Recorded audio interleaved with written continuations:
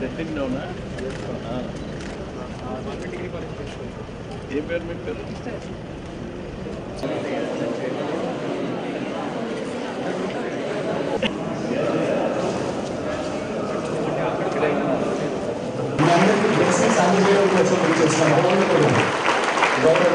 Congress party గారు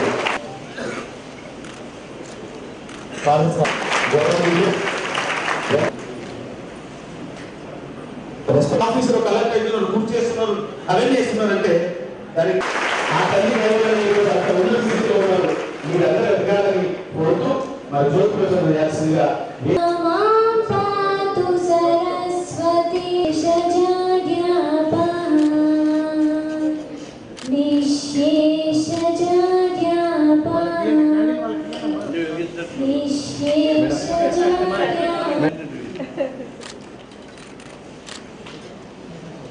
madam మీరు ఒక్కరు రండి మేడం, ప్లీజ్ ఇటు సైడ్ రండి మేడం.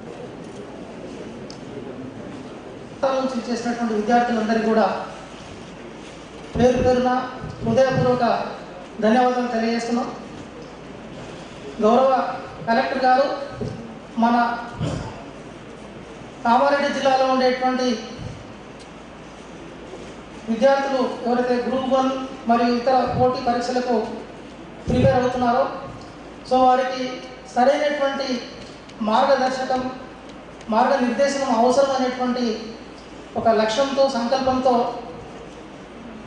కామారెడ్డి జిల్లాలో ఉండేటువంటి అన్ని ప్రాంతాల విద్యార్థుల నుంచి ఇక్కడికి తీసుకురావడం జరిగింది. అభ్యర్థులకు అవగాహన సదస్సు వివిధ జిల్లాల్లో నిర్వహిస్తూ మన జిల్లాలో కూడా నిర్వహించాలనేటువంటి నేపథ్యంతో కలెక్టర్ గారితో ఎస్పీ గారితో నన్ను కలుపుకొని చేద్దామని చెప్పేసి ఒక మాట అనడంతో మాకందరికీ మంచి ఉత్సాహం వచ్చింది. సో కామారెడ్డి జిల్లా police sir for this program sir.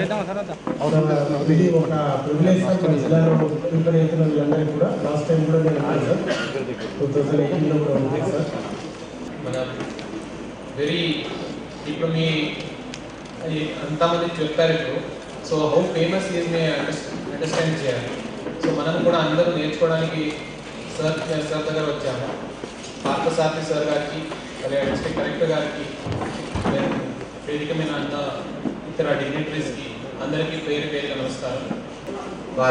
వారి అమూల్యమైన సజెషన్ ఇస్తున్నారు. అసలు ఉమ్మడి జిల్లాల్లో ఈ ప్రోగ్రామ్స్ అయినాయి. సో సార్ లాస్ట్ టైం ఇక్కడ విజిట్ చేసేటప్పుడు అన్నారు దట్ కామారెడ్డిలో అసలు గ్రూప్ 1 కోసం ప్రిపేర్ చేసేవాళ్ళు ఉన్నారా, ఇంట్రెస్టెడ్ స్టూడెంట్స్ ఉన్నారా అంటే నేను కాన్ఫిడెంట్గా చెప్పాను, ఎస్ సార్, మా స్టూడెంట్స్ అందరూ చాలా ఎనర్జెటిక్ ఉన్నారు, ఇంట్రెస్టెడ్ ఉన్నారు. సార్ అసలు చాలా సంతోషం పడ్డారు. కామారెడ్డిలో ఎంతమంది వస్తున్నారు ఎవరు కూడా అనుకోలేదు.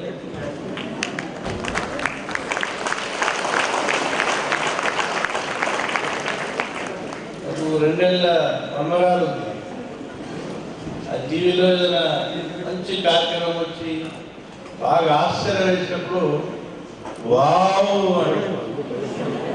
సో నేను కూడా వావ్ అనాల్సింది.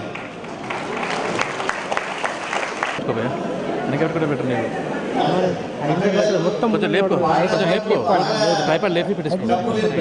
టైపర్ లేపి పెట్టుకోండి. సౌండ్ రాదు, ఇది పెట్టి ఆల్ సౌండ్ వస్తుంది. స్పీకర్ కాడ పెట్టుకుంటే మంచిగా వస్తుంది సౌండ్. కేబుల్ లేదా నీకు? కేబుల్ తెచ్చుకోవాలి, మైక్ కేబుల్ తెచ్చుకోవాలి. మైక్ కేబుల్ సార్ ఇంకా వస్తుంది, ఆడ పెట్టి వస్తుంది. కన్సోల్ చూడు, కన్సోల్ పెట్టుకుంటే వచ్చేస్తుంది.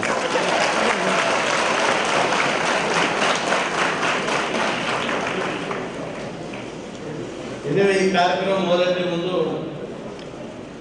నన్ను పెంచిన నా తల్లిదండ్రులకి, నాకు చదివిన నా ఉపాధ్యాయులకి నమస్కారాలు తెలియజేస్తూ ఉన్నాను. ఆ రోజుల్లో బిక్లూరు క్యాంపస్ లేకపోతే సౌత్ క్యాంపస్ అంటే చాలా హృదయానికి దగ్గర నాకు. ఎందుకంటే వైస్ ఛాన్సలర్ చార్జ్ తీసుకున్న కొన్ని రోజులకే ఆ క్యాంపస్ వెళ్ళినప్పుడు చాలా బాధాకరమైన విషయం అన్నమాట. పిల్లలు శ్రద్ధలో ఉన్నారు. అంటే వర్షాలు పడితే తేళ్ళు, పాములు ఇవన్నీ వచ్చే పరిస్థితి. ఎప్పుడో కాలేజ్ పెట్టారు, కానీ ఏంటంటే ఉస్మానియా యూనివర్సిటీకి అటాచ్ పీజీ సెంటర్ అది. ఆర్గానిక్ కెమిస్ట్రీ అక్కడ చదివిన స్టూడెంట్స్ ఒక 30-40 సంవత్సరాల కింద కూడా చదివిన స్టూడెంట్స్ చాలా పెద్ద పెద్ద సైంటిస్ట్గా సెట్ అయినారు. మంచి పేరున్న కళాశాల చరిత్రపరంగా. సో అలాంటి కళాశాల ఈ పరిస్థితుల్లో ఉన్నదని చాలా బాధేసి వెంటనే కొత్త కాలేజ్ బిల్డింగ్, కొత్త గర్ల్స్ హాస్టల్, కొత్త బాయ్స్ హాస్టల్ 3 ఒకేసారి శాంక్షన్ చేసి స్టార్ట్ చేయడం జరిగింది. ఒక 2 ఇయర్స్లోనే అవి కంప్లీట్ కూడా చేశాం. ఇప్పుడున్న పిల్లలకు తెలియదు, అంతకుముందున్న పిల్లలు పడిన బాధలు, అప్పుడున్న పరిస్థితులు తెలియకపోవచ్చు పిల్లలకి. బహుశా ఇప్పుడు వచ్చిన వాళ్ళని ఎవరు నన్ను చూస్తుంటారు, చూసారు ఎవరన్నా? ఒక్క చేయలేసింది అంటే పిహెచ్డీ చేస్తున్న వాళ్ళు ఒక ఫెయిల్ అవ్వకుండా ఆనే ఉన్నారు. ఎవరు ఆ క్యాంపస్ వెళ్ళడానికి అవకాశం లేదు. ఏమే చాలా సంతోషం. నేను మొట్టమొదటి ఏంటంటే S2Y డిస్ట్రిక్ట్ హెడ్ క్వార్టర్ అంటే పాత జిల్లా హెడ్ క్వార్టర్లో చాలా మంది క్యాండిడేట్స్ ఉంటారని చెప్పి అక్కడ మొదలెట్టాను కార్యక్రమం. మొట్టమొదట మా స్వస్థమైన నిజామాబాద్ జిల్లా నుంచి మొదలెట్టాను. తర్వాత నాకు అనిపించింది ఎక్కడైతే నేను జిల్లాలో పనిచేశానో ఆ జిల్లాలో వెళ్దామనుకున్నాను. వరంగల్, కరీంనగర్, ఆదిలాబాద్, నిజామాబాద్ కాకుండా ఆ 3 జిల్లాలు తిరిగి వచ్చేసాను. తిరిగి వచ్చిన తర్వాత అనిపించింది అన్ని ఎక్స్పెక్ట్ డిస్ట్రిక్ట్ హెడ్ క్వార్టర్లు కవర్ చేద్దాము. ఎందుకంటే పాత జిల్లా హెడ్ క్వార్టర్స్ ఎక్కడ పోయినా 500-600 కంటే తక్కువ క్యాండిడేట్స్ లేరు. అవన్నీ అయిపోయినాయి. తెలంగాణ యూనివర్సిటీ క్యాంపస్ కూడా కవర్ చేశారు. ఇప్పుడు 7 జిల్లాలు అయిపోయినాయి. తెలంగాణ యూనివర్సిటీ క్యాంపస్ అయిపోయింది. ఆ మధ్య నేను కామారెడ్డి మీదుగా పోతూ మన జిల్లా కలెక్టర్ గారిని కలవడము, ఆ రోజు వారితో చర్చించడము. ఒకటేంటంటే నాకు కామారెడ్డి టౌన్లో మంచి కాలేజీలు ఉన్నట్టుగా తెలుసున్నారు. ఒక ఎడ్యుకేషన్ హబ్ లాగా మొట్టమొదటి నుంచి కామారెడ్డికి పేరుంది. ఇది కాకుండా బిగ్నూరు క్యాంపస్ ఉంది. ఇవన్నీ కలిపి కనీసం ఒక 300-400 వరకు క్యాండిడేట్స్ వచ్చే అవకాశం ఉందనే ఒక ఆశతోని వారిని నేను రిక్వెస్ట్ చేయడం, కలెక్టర్ గారు వారి అడిషనల్ కలెక్టర్స్ ఎస్పీ గారు ఒక ఛాలెంజ్ తీసుకొని లేదు సార్ చాలా పెద్ద ఎత్తున ఏర్పాటు చేస్తాము, ఇప్పుడు సర్ప్రైజ్ అన్నారు. ఈరోజు నాకు ఆశ్చర్యం వేసేలా వాళ్ళు ఎంతో పెయిన్ తీసుకొని మిమ్మల్ని అందరినీ ఈ ఆధ్వర్యం చేర్చారు. సో ఈ సందర్భంగా జిల్లా కలెక్టర్ గారికి వారి యొక్క బృందానికి మనస్ఫూర్తిగా నా కృతజ్ఞతల్ని తెలియజేస్తాము. ఇదొక ప్యాషన్, లేకపోతే పిచ్చేనండి. ఎందుకంటే గవర్నమెంట్లో రిటైర్ అయిపోయినాను. ఇప్పుడు స్టేట్ ఎలక్షన్ కమిషనర్ అంటే ఒక హైకోర్టు క్యాడర్లో నేను వర్క్ చేస్తూ ఉన్నాను. ఈ సాకేం పర్లేదని జిల్లా దొరుకుతాడు, పిల్లలతో మాట్లాడతాడు ఏందని అడుగుతూ ఉంటారు నాకు చాలామంది. ఆన్సర్ ఏంటంటే ఏదైతే ఇష్టమైన పని ఉంటుందో అది చాలా ఆనందం వేస్తుంది. అర్థమైందా? ఫస్ట్ మెసేజ్ మీ అందరికీ ఏంటంటే చదువు అంటే ఇష్టపడాలి, చదువు అంటే ఆసక్తి డెవలప్ చేసుకున్నారు. ఇదేదో ఉద్యోగం కోసం నేను పరీక్ష రాస్తాను, నా తల్లిదండ్రులు చెప్పారు, నాకు ఇంకెవరు చెప్పారు, వాళ్ళ కోసం నేను పరీక్ష రాశానంటే మాత్రం మీరు భ్రమలోనే ఉన్నట్టుగా నాకు అనిపిస్తూ ఉంటుంది. ఎందుకంటే ఆ చదువు అర్థవంతమైనది కాదు. ఎప్పుడైతే మనకి ఒక ఆసక్తితో చదువుతామో అప్పుడే మనకి ఏ గ్రూప్ కానీ ఐఎస్ కానీ ఏదైనా రావచ్చు. దానికి పెద్దగా లిమిటేషన్స్ ఏం లేవు. చదువు మీద ఆసక్తి ఉండడం అనేది మొట్టమొదటి అంశంగా నేను తెలియజేస్తూ ఉన్నాను. ఇష్టపడి చదవాలి. మీరు అమ్మాయిని ప్రేమిస్తారు, ఎంత బాగా అమ్మాయిని ప్రేమిస్తారో అంత బాగా పుస్తకాన్ని ప్రేమించాలి, మీ సబ్జెక్ట్స్ని ప్రేమించాలి. అమ్మాయిలకు కూడా అదే. మనం ప్రేమించడం అంటే అబ్బాయిలు అమ్మాయిలు అబ్బాయిలే కాదు, రెండు అబ్బాయిలు స్కీనో బీనో కాదు. పుస్తకాలని చదువుని కూడా ప్రేమిస్తే కానీ మనకు ఫలితం రాదు. దీంట్లో ఎలాంటి అనుమానం లేదు. అందుకోసం ఎప్పుడైతే మీరు చదువు ఇష్టపడి చదువుతారో. ఇది ఒక సమస్య ఏంటంటే మన సమాజంలో చిన్నప్పటి నుంచి మన తల్లిదండ్రులు కానీ టీచర్స్ కానీ ఒక డైలాగ్ ఎప్పుడు కొడుతూ ఉంటారు. అదేంటి, కష్టపడరా కష్టపడరా, హార్డ్ వర్క్ చేయరా. సో ఈ మాటలు మన మైండ్లో ఉండిపోయినాయి, నిక్షిప్తమైనవి. అంటే చదవడం అంటే హార్డ్ వర్క్ చేయడము, చదవడం అంటే కష్టపడము అనే ఒక భావన, ఆలోచనల మన మేధస్సులో నిక్షిప్తమై ఉన్నాయి. కాబట్టి మనకు చదువు అంటేనే అంత ఆసక్తి లేకుండా ఉండడానికి అదొక చాలా కారణాలు ఉన్నాయి. బట్ అదొక కారణం. నేను మీకోసం ప్రత్యేకంగా ఒక ప్రజెంటేషన్ తయారు చేశాను. దాని ఉద్దేశము అంటే నేను చెప్పదలుచుకున్న అంశాలన్నీ మీకు చెప్పాలని ఆశ. మళ్ళీ కొన్ని విషయాలు చెప్పి కొన్ని విషయాలు చెప్పక ఉండాలని అనే ఒక భయంతో నేను ప్రజెంటేషన్ తయారు చేసుకున్నాను. మీతో మాట్లాడతాను. మీరు ఎంతకు ప్రిపేర్ అయినారు, మీ స్థాయి ఎక్కడుంది అని ఎవాల్యుయేట్ చేసుకోవడానికి నేను వచ్చాను. ఇది చాలా సీరియస్ ప్రోగ్రామ్, నేను మజాగా తీసుకోవద్దు.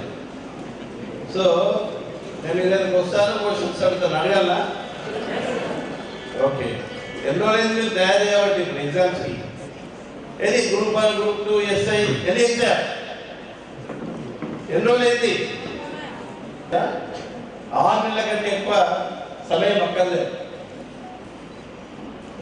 అన్నిటికంటే అసలు ఇంతమంది ఎక్కడ రాలేదు. ఏ జిల్లాలో హాల్ పూర్తిగా నిండిపోయి కూర్చోడానికి కుర్చీ లేక ఇక వస్తూనే ఉన్నారు పిల్లలు, చూడండి. సో ఇంత రెస్పాన్స్ నాకు ఎక్కడ దొరకలేదు. అది అనుకోకుండా నేను కామన్లో పెట్టాను. ఈ రెస్పాన్స్ దొరికింది కాబట్టి మీరందరికీ నేను రుణపడి ఉన్నట్టుగా భావిస్తా ఉన్నాను. లేదు ఓకే, సిట్. Clap hands.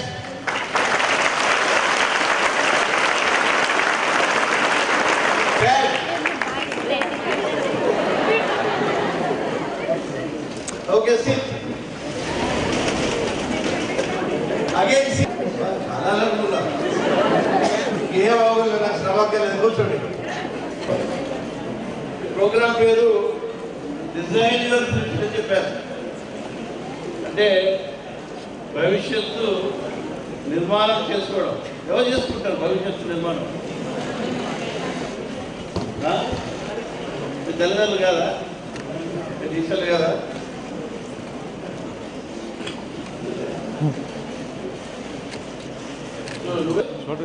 మనమే నిర్మాణం చేస్తున్నాం.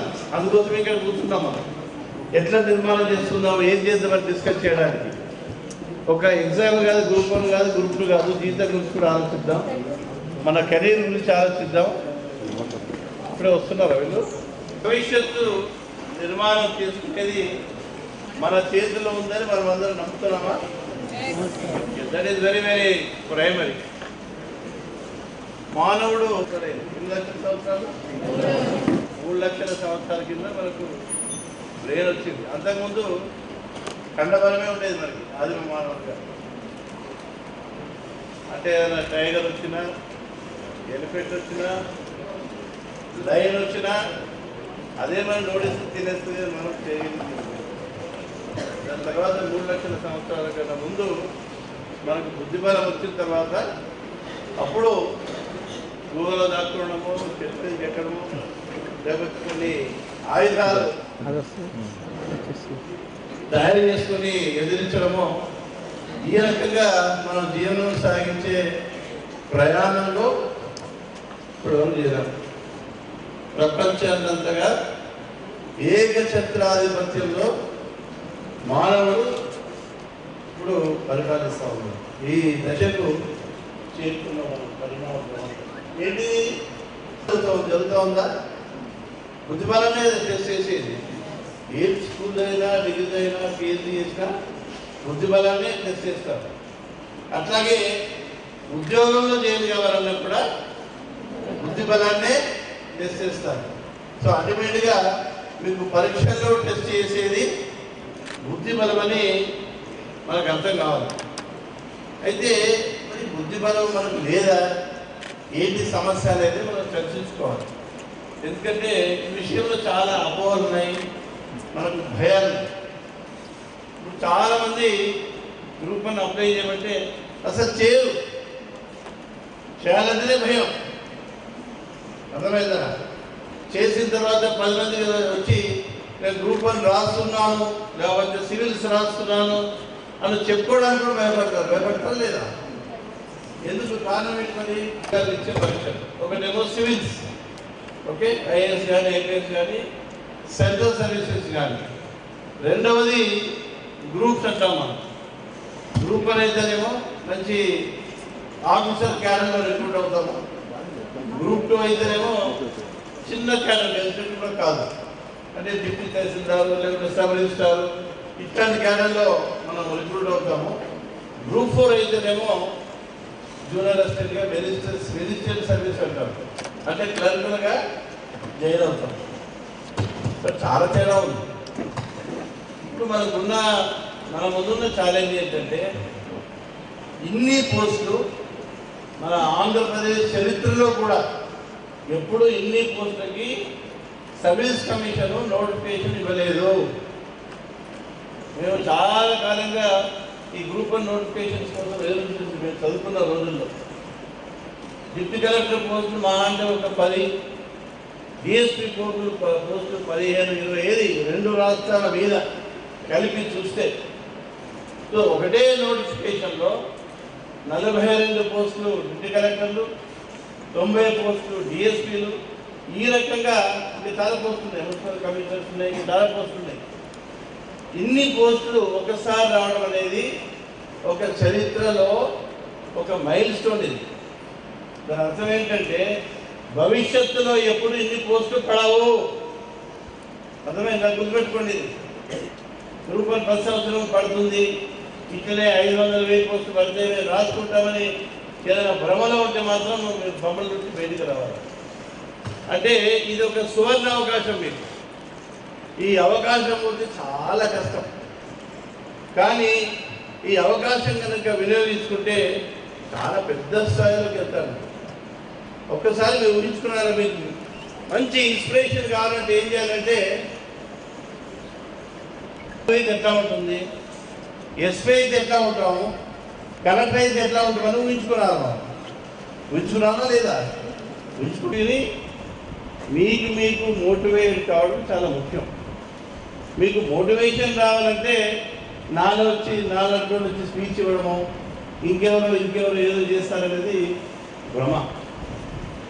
మోటివేషన్, సెల్ఫ్ మోటివేషన్ చాలా ఇంపార్టెంట్. సెల్ఫ్ మోటివేషన్ అన్నింటికన్నా ముఖ్యం ఏంటంటే ఈ పోస్టులు ఎలా ఉంటాయని ఒకసారి 10-15 ఏళ్ళు వేసుకునే చేయొచ్చు, ఐజీ స్థాయి వరకు వెళ్ళచ్చు. గ్రూప్ 1 సెలెక్ట్ అయ్యి నాలాగా ఐఏఎస్ ఆఫీసర్గా చాలా సీనియర్ గవర్నమెంట్ ఆఫీసర్గా రిటైర్ కావచ్చు. అర్థమైందా? స్కూళ్ళలో మీ పిల్లలు చదివిస్తారు, మీ జీవితం మారిపోతుందా లేదా? కంప్లీట్ మారిపోతుంది. అర్థమైందా? ఇప్పుడున్న జీవితానికి మీరు గ్రూప్ 1 సర్వీస్లో సెలెక్ట్ అయిన జీవితానికి భూమికి ఆకాశానికి ఉన్నంత తేడా ఉంటుంది. కాబట్టి మీరు ఎవరిని పట్టించుకునొద్దు, మొహాన పడవద్దు.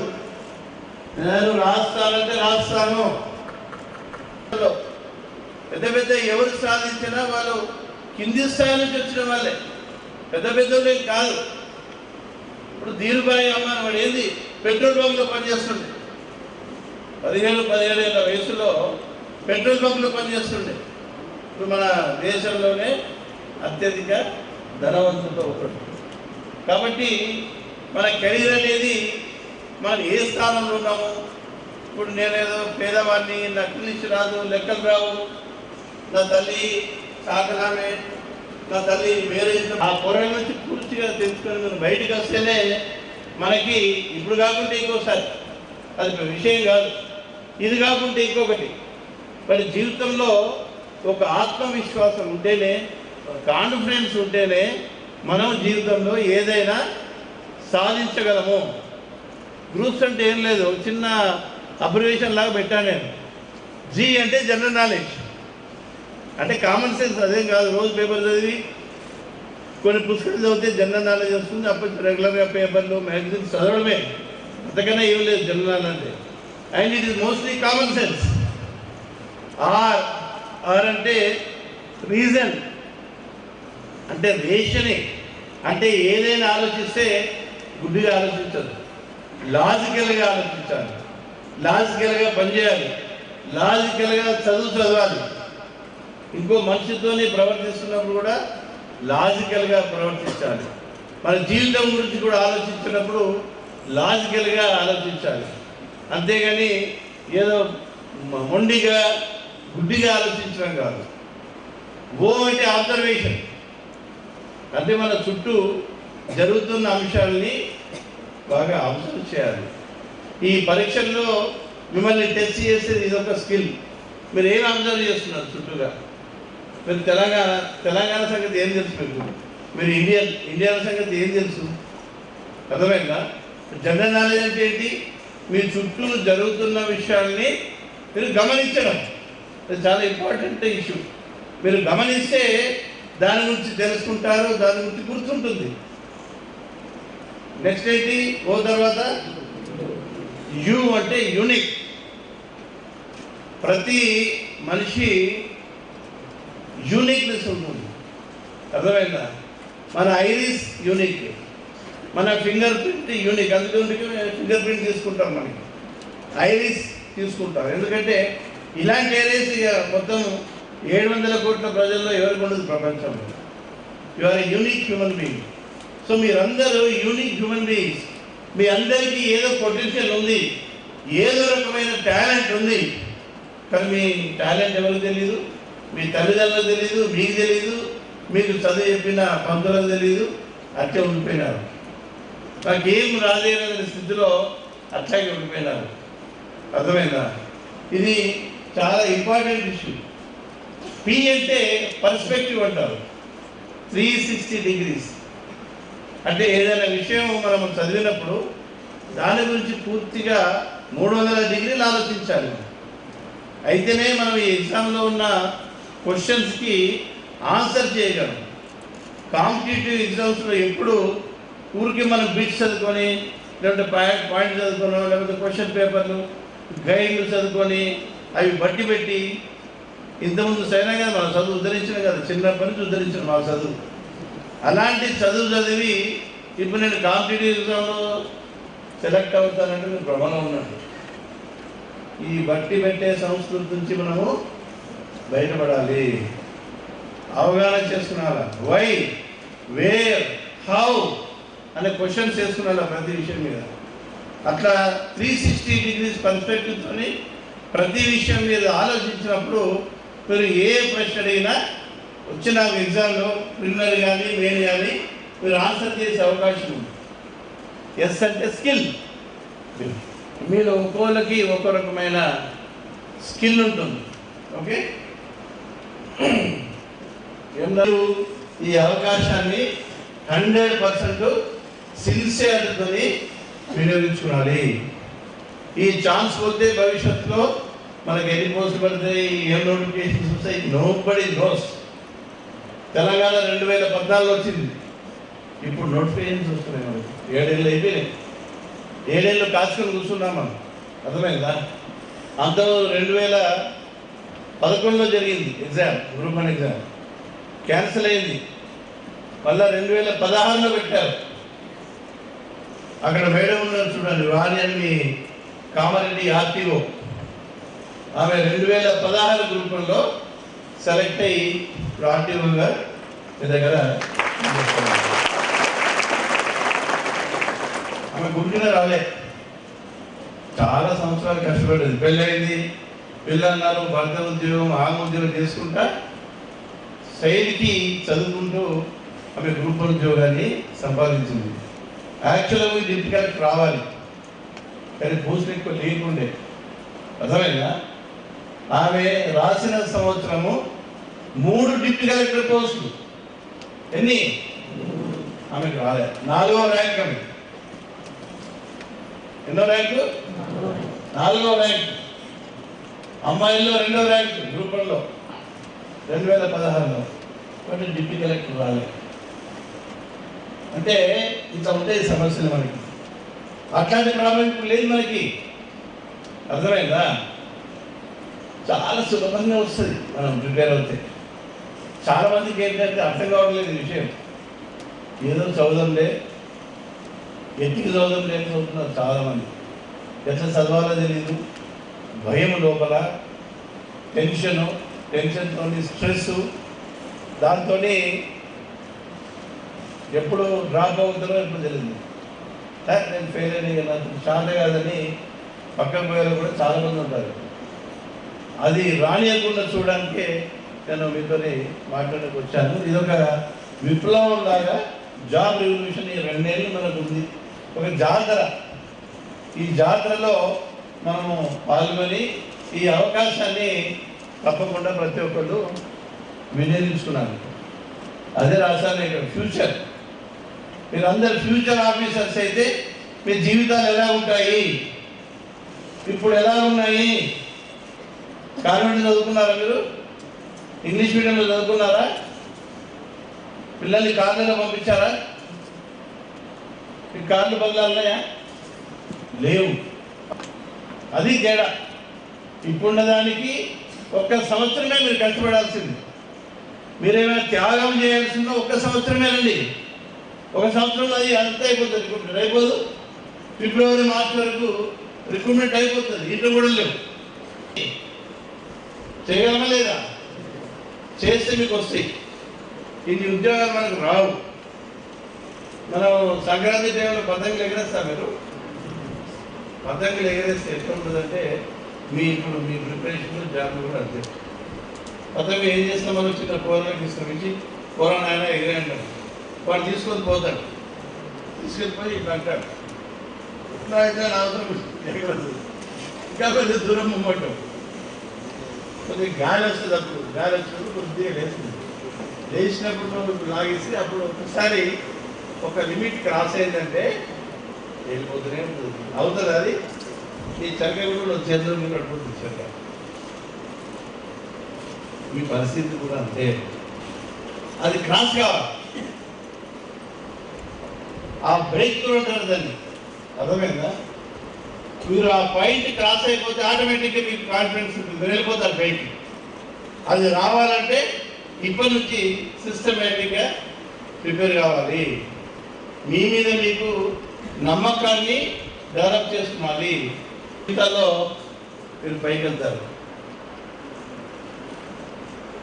మనకేంటంటే తెలివిగా అనే ఒక ఆలోచన విధానంతో ఉండే సమాజం మధ్యలో మనం బతకం ఈరోజు.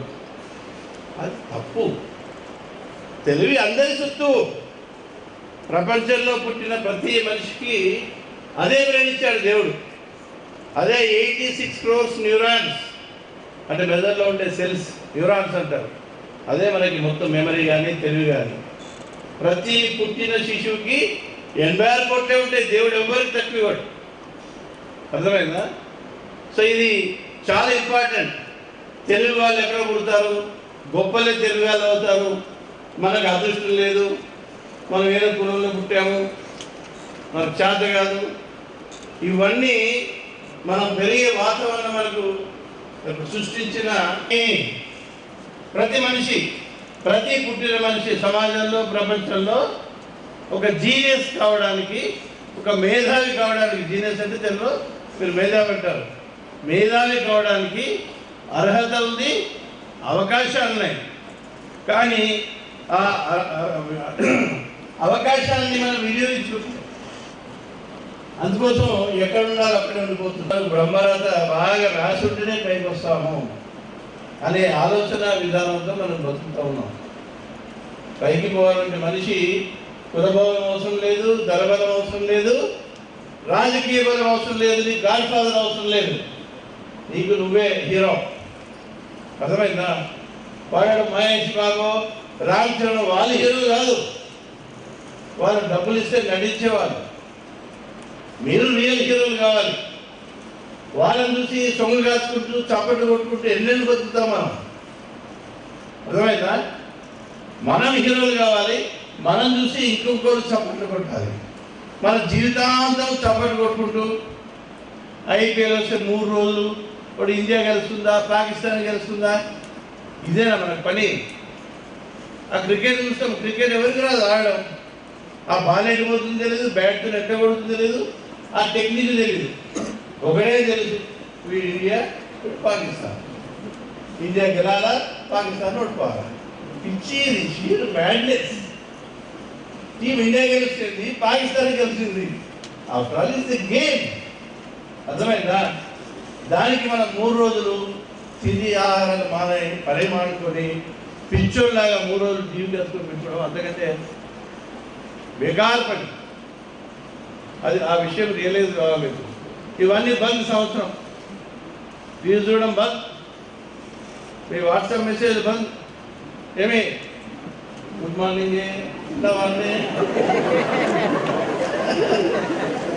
ఎక్కువ వల్ల ఏ మెసేజ్ ఒక్క మొబైల్ చూడు, నాకు వాట్సాప్లో ఏముంటాయో ఒక్కరు మెసేజ్ దమ్ములు ఉంటాయి. ఏమైనా స్టఫ్ ఉంటుందా? Time waste. పనికిరాని మెసేజ్లు తీసుకుంటావు, పెద్ద గ్రూప్ దానికి 50 మంది గ్రూప్ పని. ఆ గ్రూప్లో ఫీజు కట్టి నీ దగ్గరుండి నీ భుజం మీద చేసిన వాళ్ళు ఎవరు ఉన్నారా? ఎవరు లేరు. వీళ్ళ కూడా అంతే. అరే పదా సినిమా పోదాం, సినిమా చూపించాడు కావాలనికి నీ దగ్గరకు వచ్చేసి వెళ్ళగా టైం పని చేసి సినిమా పోదాం. వాడి దగ్గర పైసలు లేవు, నువ్వు చూపిస్తావు. వాడి దగ్గర పైసలు లేవు, నువ్వు క్యాంటీన్ తీసుకెళ్తావు. వాడి పని ఎట్లాగో నీకు కొన్ని మంచి మాటలు చెప్పి నేను మోసం చేసి సినిమాకి తీసుకుపోవడమో, అంటే వాడికి కావాల్సిన పని చేసుకోవడం. మనకు కావాల్సిన పని కాదు. మన చుట్టూ ఉండే వాళ్ళే మన భవిష్యత్తు నిర్ణయిస్తారు, అమ్మాయిలైనా అబ్బాయిలైనా. అందుకోసం పెద్దోడు కూడా అన్నాడు, you name your friends, I tell you what is going to be your future. నీ గురించి ఏం చెప్పక్కర్లే. నీ ఫ్రెండ్స్ 10 మంది ఉంటే 10 మంది పేర్లు నాకు ఇవ్వు. ఆ 10 మంది గురించి నేను స్టడీ చేసినంటే నీ సంగతి ఏం తెలిసిపోతున్నాను. చాలా ఇంపార్టెంట్ ఇది. అర్థమైందా? మనకు ఫ్రెండ్స్ నిజమైన జెన్యున్ ఫ్రెండ్స్ ఉండే ఫ్రెండ్స్. ఊరికే టైంపాస్ కాదు, అటుపోదాం ఇటుపోదాం అంటారు, సినిమాలు లేకపోతే ఇంకేదో అంటారు. బీరు కొట్టేద్దారా, మస్తు మజా ఉంటుందిరా. ఆర్ఆర్ పోతుంది మళ్ళీ, కళావతి పాట మళ్ళీ చూస్తావా మనం? పదా చూసేస్తాం కదా. ఇవే కదా మనకు మాటలు. ఊరికి స్టార్టింగ్లు. ఋషి ఏమవుతాడు, వసుంధర ఏం చేస్తుంది? అరే ఎప్పుడు పెళ్లి చేసుకుంటున్నారు? 400-500 ఎపిసోడ్స్ అయిపోయింది, ఇంకెప్పుడు పెళ్లి చేసుకుంటున్నారు? ఎప్పుడు దేవాలయం వస్తుందా వీళ్ళు? తెలుసా వసుంధర? ఇప్పుడైనా వాళ్ళు చూడలే. ఎప్పుడు వాళ్ళ తెలీదా? పిల్లలు ఏం చూస్తారు?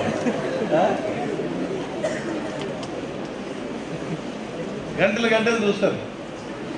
నేనేమంటున్నా అంటే మీరు అదృష్టం ఉంటుంది. మా టైంలో కూడా మేమంతే. నేను అట్లా లేనని నేను చెప్పడం లే, అర్థమైందా? కానీ మా టైంలో ఏంటంటే సినిమా వద్ద పోయినట్టే. మీకు అట్లా కాదు. 4 రోజులు సినిమా ఆడుతుంది థియేటర్లో, దాని తర్వాత ఓటీటీలో వస్తుంది. ఇంత హాయిగా టీవీలో చూసుకోవచ్చు మీరు, అంతేనా కాదా? ఓటీటీలో రాదు, యూట్యూబ్లో చూసుకునొచ్చు. తర్వాత ఏడాది తర్వాత చూసుకునొచ్చు.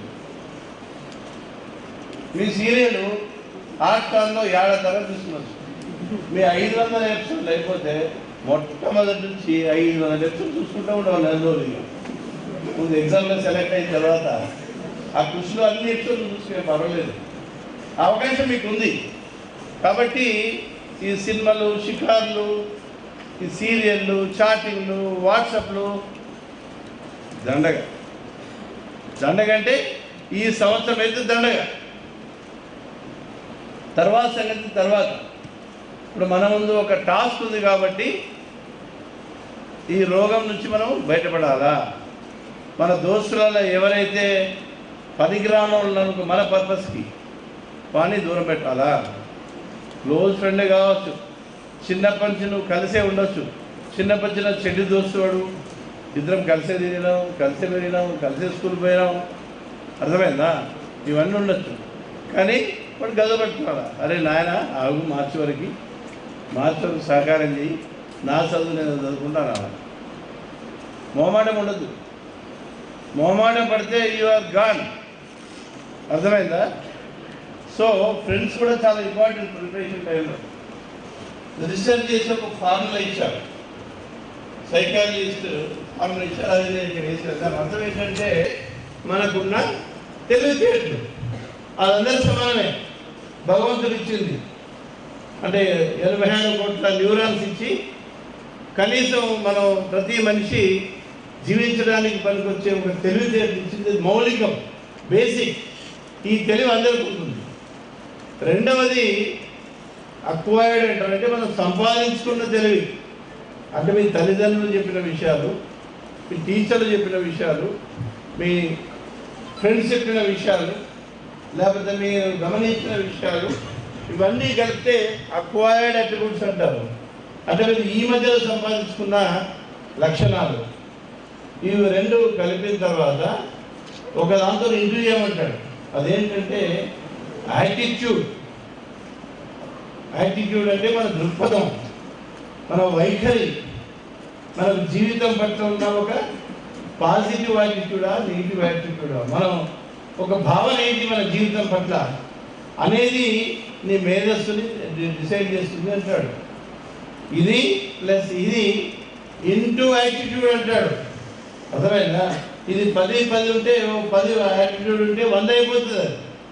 అంటే అన్నిటికన్నా పవర్ఫుల్ ఏంటంటే మన యాటిట్యూడ్, మన దృక్పథం, మనం ఆలోచించే విధానం, మన యొక్క వైఖరి, మన మీద కానీ మన తల్లిదండ్రుల మీద కానీ చుట్టుపక్కల సమాజం మీద ఉండే వైఖరి. కోరికని మనం లక్ష్యంగా మార్చుకుంటే కానీ మనకి జీవితంలో ఏం దొరకదు. కోరికల్ని నేనే మార్చుకున్నారా? గోలుగా మార్చుకున్నాను, లక్ష్యంగా మార్చుకున్నాను. లేదా ఊరికే కోరికలు కళలు వెళ్తుంటే ఏం లాభం? అది అవి కళలుగానే ఉంటాయి మనకి. మంచి గ్రూప్ వన్ క్యాన్ అయితే మీ చుట్టాలు, మీ స్నేహితులు, మీ తల్లిదండ్రులు, మీ ఊరు, దే సెలబ్రేట్. అరే మావాడు డిప్ కలెక్టర్ అయినాడు, మావాడు డిఎస్పీ అయినాడు, మొత్తం ఊరు మొత్తం వచ్చి నీకు ప్రొసెషన్ తీస్తారు, నేను భుజాల మీద తీసుకుంటారు మీ ఊరోళ్ళందరూ. ఎంత ఇంపాక్ట్ ఉంటుంది. ఆ మజా కావాలంటే మీరు దాన్ని దృష్టి పెట్టుకున్నారు. అదే మీకు రియల్ ఇన్స్పిరేషన్. మీరు ఒకవేళ సెలెక్ట్ అవుతే మీ భవిష్యత్తు ఎలా ఉంటుంది, మీ స్నేహితులు, బంధువులు, మీ ఊరు వాళ్ళు, మిమ్మల్ని ఇష్టపడే వాళ్ళు ఏ రకంగా మిమ్మల్ని రిసీవ్ చేసుకుంటారనే విషయాన్ని మీరు ఆలోచించి ఎప్పుడైనా ఏమైనా డిస్టర్బెన్స్ అయినప్పుడు అది గుర్తుపెట్టుకొని మనము మోటివేషన్ చేసుకున్నది. సార్ ఏమన్నా మనం పోయిన తర్వాత ఏది, ఒక వ్యక్తి చనిపోయాడు, చనిపోతే అక్కడ ఉన్న వాళ్ళు ఏమనుకుంటున్నారు? వీడు మంచోడా, చెడ్డోడా, 10 మందికి సహాయపడ్డా, వీడు మన పైకి ఎదిగాడా, 10 మందికి సహకారం చేశాడా, ఆలోచిస్తారా లేదా? సో మనము మన జీవిత కాలంలో బతికిన తర్వాత బతుకుతున్నప్పుడు మన మార్పు ఉండాలా లేదా? మార్పు ఉండాలంటే జీవితంలో ఏదో సాధించాలి. లేదా ఏం మార్పు ఉండదు. బతుకులేని అందరు బతుకుతారు, పెద్ద గొప్ప కాదు. ఇప్పుడున్న బతుకు మీకు బాగుంటే నాకేం ఇబ్బంది లేదు. మీరు ఏదైతే బతుకు మీకు ఉందో ఇప్పుడు అదే బతుకు బ్రహ్మాండాలకు, నాకు అదే స్వర్గం అనుకుంటే నా దగ్గర సమాధానం లేదు. కానీ ఇది నా బతుకు కాదు, నాకు బతుకు కావాల్సింది అట్లా ఉండాలా, నా డ్రీమ్ అది, నా కోరిక ఇది అనుకుంటే మీరు లక్ష్యంగా పెట్టుకొని కొద్దిగా పే చేసుకోవాల్సి వస్తుంది, కొంత కృషి చేయాల్సి ఉంటుంది. అర్థమైందా? 5 గంటలకు అలారం పెట్టినాం, అలారం పెట్టి అలారం అని లేచినాం. లేచిన తర్వాత నీ మనసు కోతి కదా, అదేమంటుంది కోతి, 2 గంటలు పడుకు ఏం కొబ్బరి పోయింది, రేపు 4 గంటలు లేదు కానీ ఏమ్మా, రేపు 4 గంటలకు లేదు కానీ పొద్దున రాత్రి ఇంకో 2 గంటలు ఎక్కువ చదువుతుంది, ఏముంది పడుకోండి మనసు పోతే కదా అది బుద్ధి అట్లా కాదు నాయన 2 గంటలు పోతే పోయినట్టే ప్రతి నిమిషం మనకు విలువగలది. పరీక్ష దగ్గరకు వస్తున్నాయి, 1 గంట సేపు చదవడం అంటే మనకి కొన్ని మార్పులు సంపాదన కావచ్చు అని బుద్ధి అంటారు. సో బుద్ధి గెలుస్తుందా, ఆ ఘర్షణలో మనసు గెలుస్తుందా అనేదే మనలో ఉన్న ఘర్షణ. అది మీరు ఆలోచించాలి. మీ మనస్సును గెలుచుకుంటారా, ఆ కొద్దినే గెలిపిస్తారా, లేకుంటే మీ బుద్ధిని గెలిపిస్తారా అనేది మీకు ప్రతి క్షణం, ప్రతి గంట, ప్రతిరోజు జరిగే ఘర్షణ. ఈ ఘర్షణలో ఎప్పుడైతే మీ బుద్ధి నెగ్గుతుందో అప్పుడు తప్పకుండా మంచి నిర్ణయాలు తీసుకొని వచ్చే 5 నిమిషాలు మాట్లాడమంటే ఎంతమంది మాట్లాడతారు? మాట్లాడరా? ఏమా దీని గురించి ఒక 5 నిమిషాలు చెప్తారు రేపు మీద చెప్పలేదు. ఎందుకంటే భయము, మొహమాటము వీటితో వెళ్ళినా మనం భోజనం తిన్నామా లేకుంటే భయము, మొహమాటము ఇవే దీన్ని బతికామో మనకు తెలీదు. పోస్ట్పోన్మెంట్ ఇప్పుడు కాకుండా తర్వాత, అంతే ఈ జీవితం కూడా పోస్ట్పోన్ అవుతూ ఉంటుంది. డిప్రెషన్ అప్పుడు ఏమవుతుంది, మనం ఎప్పుడైతే వారం రోజులు చదవలేదు లేదంటే మేము సినిమా చూసి వచ్చినాము అప్పుడు టెన్షన్ వస్తుంది. టెన్షన్ వచ్చి నువ్వు డిప్రెషన్కి వెళ్తే నేను రాయలేదు, నాతో చేత కాదు, నా రాత ఇంతే రాతనంట బద్నాం చేసుకోడు, వాడిని బద్నాం చేసుకురాదు. రాత రాయలేదు, మన తల్లిదండ్రులు చదివలే, నన్ను ఇంగ్లీష్ మీడియంలో వేయలేదు, మన చదువు చక్కగా ఇవ్వలేదు నా టీచరు అంటే ఎవరినో బద్నాలు చేయడం అన్నమాట. ఎవరిని బద్నాలు చేసి వెళ్ళాము? నీ బతుకు, నీ బతుకు, నీ భవిష్యత్తు. కాబట్టి బద్నాలు చేయడానికి ఏం లేదు, దాన్ని వేరు చేయమంటారు. ఎవరి మీద వేసేయడం, నువ్వు డెవలప్ కాకపోతే ఇంకొకరిని బద్నాలు చేయడం. కేర్ వాట్ అదర్స్ సే, ఎవడో ఏదంటే పట్టించుకోవడం. వాడు ఏదో అంటాడు, గ్రూప్ అని అప్లై చేసినాడు, సివిల్స్ చేసి అందరూ చూసుకుంటాడు. నేను సివిల్స్ రాస్తావు, గ్రూప్ అని రాస్తా, చూసుకొని అందరూ చూసుకోమా అంటే వాళ్ళేముంది, ఏమి పోతే కుక్కలు ఏమో రెడీ అట్లా అనుకున్నాను. ఈ ఎగ్జామ్ టైంలో ఇట్లాంటి విషయాలే అంటే that should not pull down you, దాని కిందికి లాగద్దు నిన్ను. నీ చదువు కానీ, నీ మోటివేషన్ కానీ, నీ కాన్ఫిడెన్స్ కానీ కిందికి లాగద్దు, పైకి లాగేటే ఉండాలి. అర్థమైందా? సో అలాంటి వాతావరణం నుంచి మనం బయటపడాలి. ఇంటి రిజల్ట్ ఏంటంటే తక్కువనే భావన. ఆ తక్కువనే భావనతోనే మనం ముందుకు పోలే జీవితంలో. ఇది చాలా డేంజరస్. మన భవిష్యత్తును చంపేది మనం తక్కువ అనే భావన. ఈ తక్కువ అనే భావన నుంచి బయటపడాలి. తక్కువ ఎక్కువ అనేది మనం సృష్టించుకున్న భయము, అది వాస్తవం కాదు అనే విషయం మనము రియలైజ్ కావాలా. మొహమాటమే, నో అనడానికి మొహమాటం అవసరం లేదు. అవసరమైతే నో అనాలి. వాడు వచ్చేది చెప్తారు కబుర్లు, ఏమా నో అనాలి. ఏమంటావు? ఎస్ అంటావా? కొబ్బరి ముందే నీకు అన్నిటికీ చేస్తే అమ్మాయి కొబ్బరి ముందుగా ఏంటి నీ భవిష్యత్తు? వాడికేం పర్లేదు, వాడు వచ్చి మాటలు చెప్తాడు ఏదో, ఆ మాటలు చెప్తే వేస్తాంటావు. సో నో అనడానికి కూడా మనకు కాన్ఫిడెన్స్ ఉండాలి, ధైర్యం ఉండాలి, మొహమాటం ఉండద్దు, హిస్టేషన్ ఉండద్దు. నువ్వు నమ్మిన విషయాల మీద నువ్వు నమ్మినప్పుడు ఎస్, నో అంటే నో. మీ దోస్తు వచ్చి రాయలసీమ పోదాం అలవా చేశాడట, ఆ కలవతి పోయిన ఏం యాక్షన్ చేసిండే వాడు కోడేది. So that is the problem with us. Lack of confidence చెప్తున్నాండి. ఇవన్నీ అడ్డంకులు, ఇవన్నీ మనకు బ్రేక్ చేస్తాయి. అర్థమైందా? మనం చదవడానికి, మన కాన్ఫిడెన్స్కి, మన సంకల్పానికి ఎదురుపడే అంశాలు, వీటన్నిటిని జయించాలి మనం. ఇవన్నీ పొరలు, ఇవన్నీ మన మెదడులో వచ్చే పొరలు. ఆ పొరల్ని మనం బ్రేక్ చేసుకుని పోయినప్పుడే మనం జీవితంలో అనుకున్నది సాధించగలుగుతాము. ఇది సింపుల్గా సజెస్ట్ చేశారు. ఏంటి, మనకు చాలా ఇబ్బందులు ఉంటాయి. మనమే డాక్టర్, ఇంకెవరు కాదు.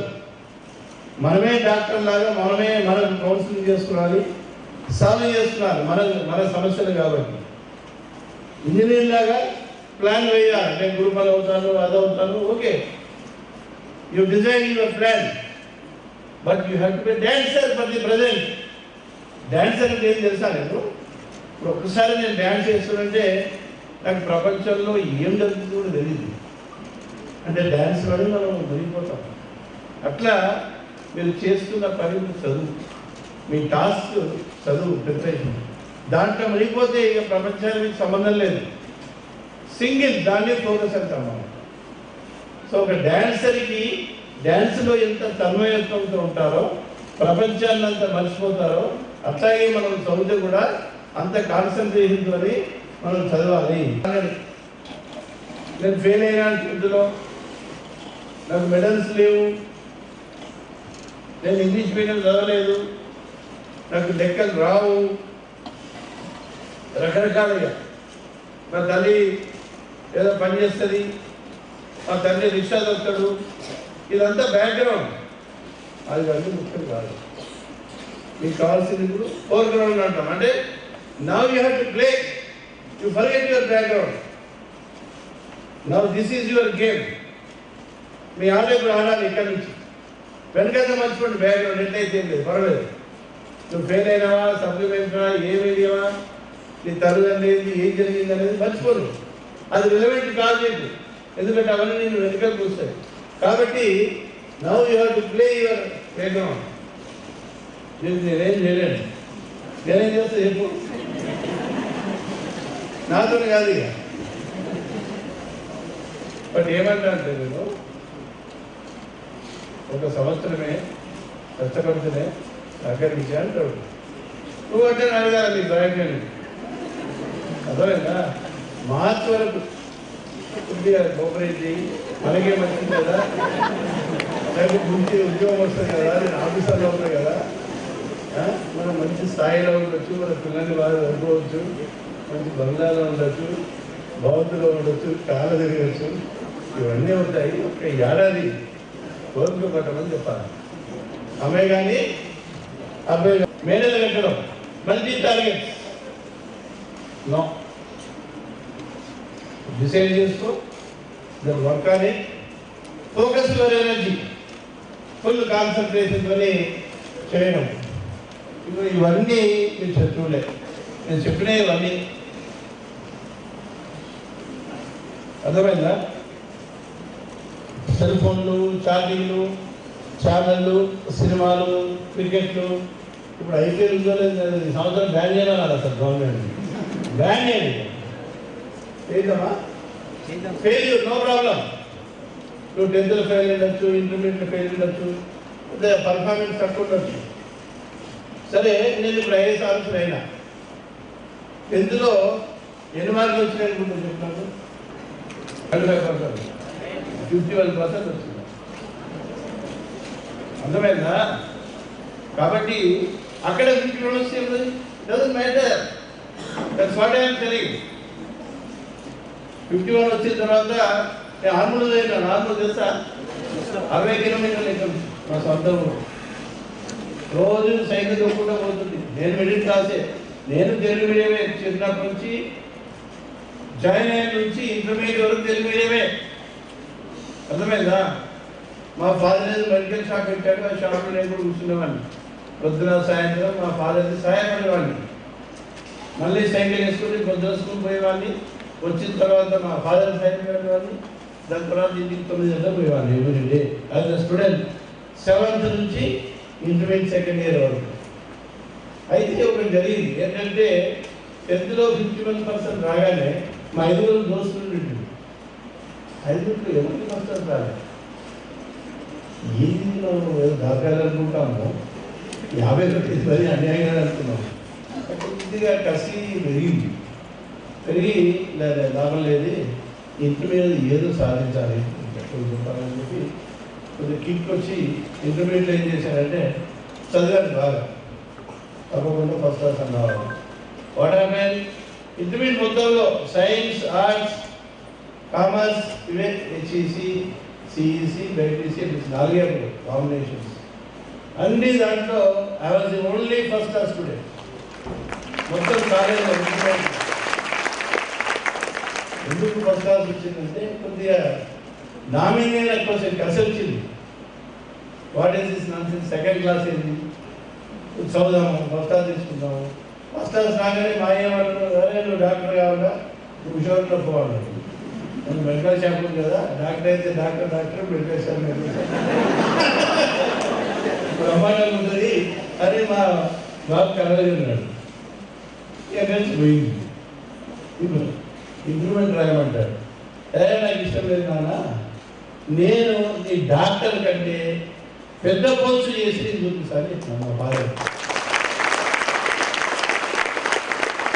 డాక్టర్ నాకు అక్షరాలేదు, నేను డాక్టర్ కంటే పెద్ద పదవి అనుభవించి నీ ముందర నిలుస్తానని అప్పుడు మా ఫాదర్కి I promise. Then he gave full freedom. BS agriculture చేశాను, ఎంఎస్ అగ్రికల్చర్ చేశాను, రకరకాల ఉద్యోగాలు వచ్చినాయి. ఏం చేయలేదు. I wanted to be only either group 1 or civil service. IMS వచ్చింది, జాయిన్ అయ్యాను. గ్రూప్ 1 వచ్చింది, జాయిన్ అయ్యాను. సివిల్స్ నాకు రాలేదు. I could not make out. Ultimately group 1లో జాయిన్ అయిపోయి ఇప్పుడు మీ ఉన్నాను. డిగ్రీ పీజీ చేసిన తర్వాత కూడా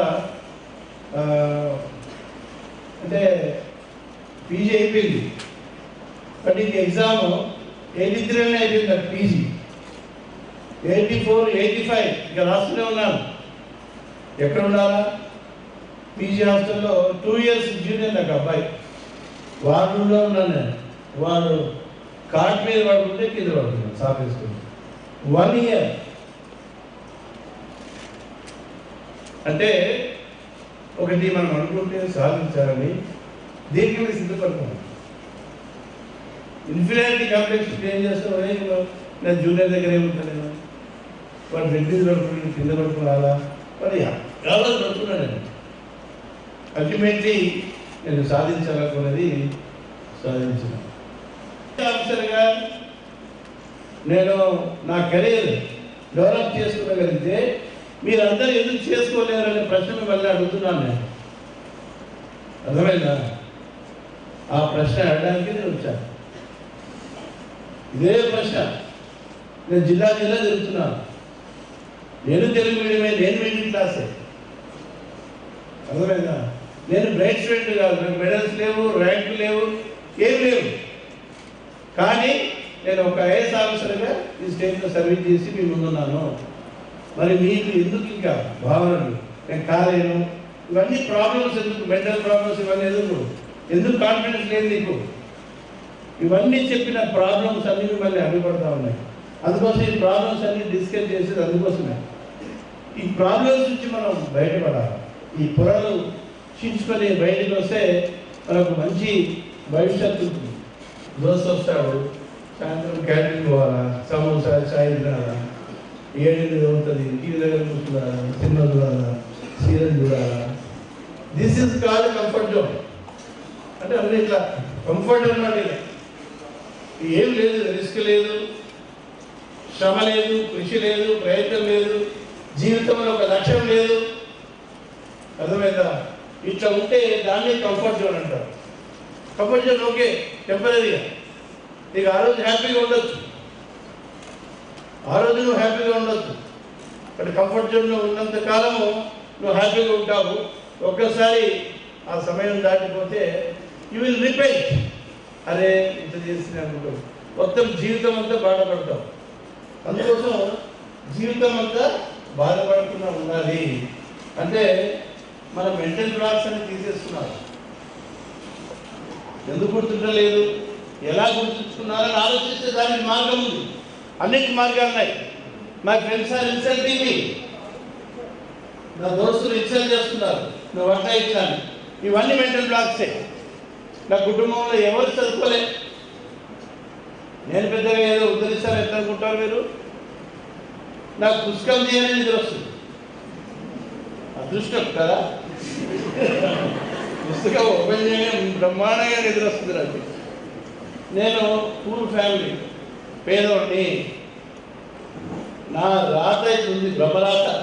దాన్ని ఎవరు అంతే నా జిందగీ అంటే నా రాత అంతే. ఎవరు రాస్తున్నారా? ఎక్కడ చూస్తారా? చూపించు మీ రాతే. అర్థమైందా? నాకు రాజకీయంగా ఎలాంటి సపోర్ట్ లేదు, నాకు కులబలం లేదు, ధర్మం ఇవన్నీ మెంటల్ బాక్స్ అన్నమాట. ఇలా నుంచి మనం బయటికి రావాలి. చాలా మంది ఇక్కడనే పోయి ఎవరంటే లక్ లేదు, ఇక్కడ ఎక్కడికి వస్తుంది లక్. విడ్రావల్ అంటే ఈ టెన్షన్తో ఇక నేను రాయా, అర్థం కాదు, నాకు చేత కాదు అని రాయా వెళ్ళిపోతాను. Ultimately that will happen if you don't study properly. ఇదిగో ఇది మనకు కావాల్సింది మన మీద మనకి నమ్మకము, చదవడం, కాన్సన్ట్రేషన్ చదవాలా. ఎన్ని గంటలు చదువుతారని చెప్తారు మనకి, 10 గంటలు చదవంటారు, వాళ్ళు ఏమవుతుంది? అవసరం లే. మనకు కాన్సన్ట్రేషన్తో 5-6 గంటలు చదివినా చాలు. అర్థమైందా? చదివితే నీకు ఎంత అవగాహన వచ్చింది, ఎంత గుర్తుంటుంది, whether you are able to follow, ఇష్టంతో చదువుతున్నావా అనేది ముఖ్యం. కానీ ఊరికే వాడు పోయి తలపేసుకుని పోయి టాపర్ అవుతాడు. ఏం టాపర్? పాస్ కూడా కాదు. అర్థమైందా? పుస్తకం ముందర పెట్టుకుంటాడు. ఏం చదువుతున్నా అడిగేది మనసు ఎక్కడ ఉంటుంది, ఊరికి పైన తిప్పుతూ ఉంటుంది. ఏం చదువు లాభం లేదు.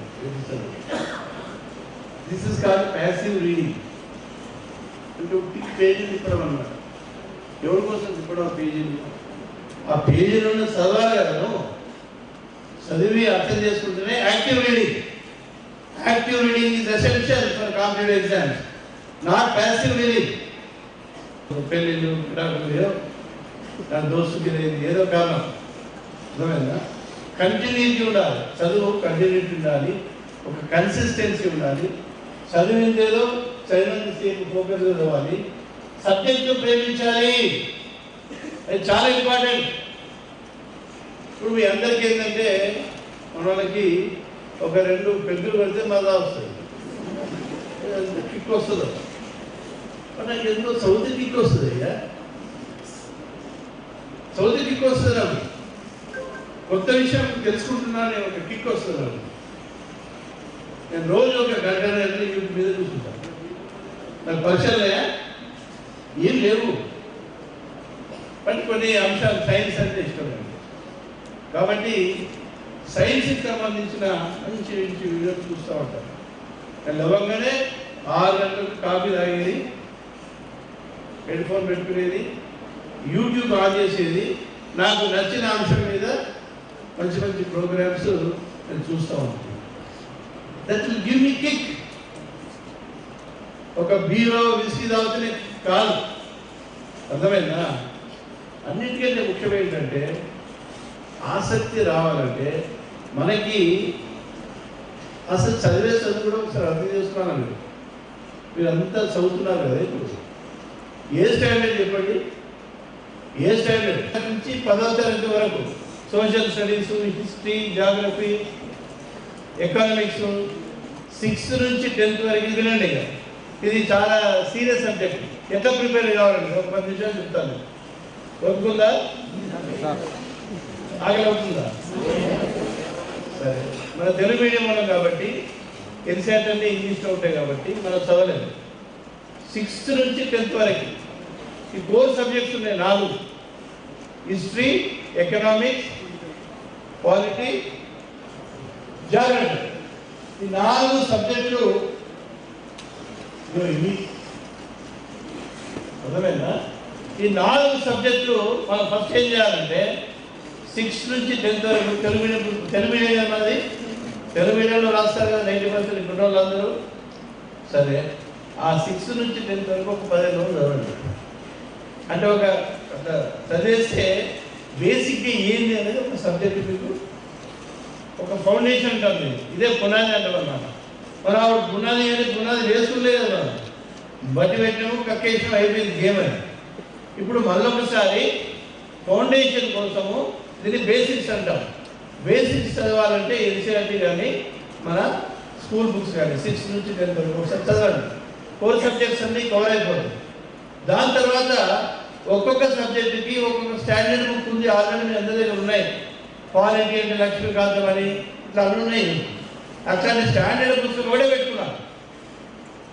ఇండియన్ పాలిటీకి 5 పుస్తకాలు 10 పుస్తకాలు చదవద్దండి, కొబ్బరి ఉంటాయి. Only 1 book, select 1 book. ఆ బుక్లో కూడా ఏం చేస్తారంటే సిలబస్ చూస్తారు. ఇప్పుడు అర్థమైందా? దేని చదివేవాడు ఇక్కడ ఏం రాసింది సిలబస్ చూడాలా.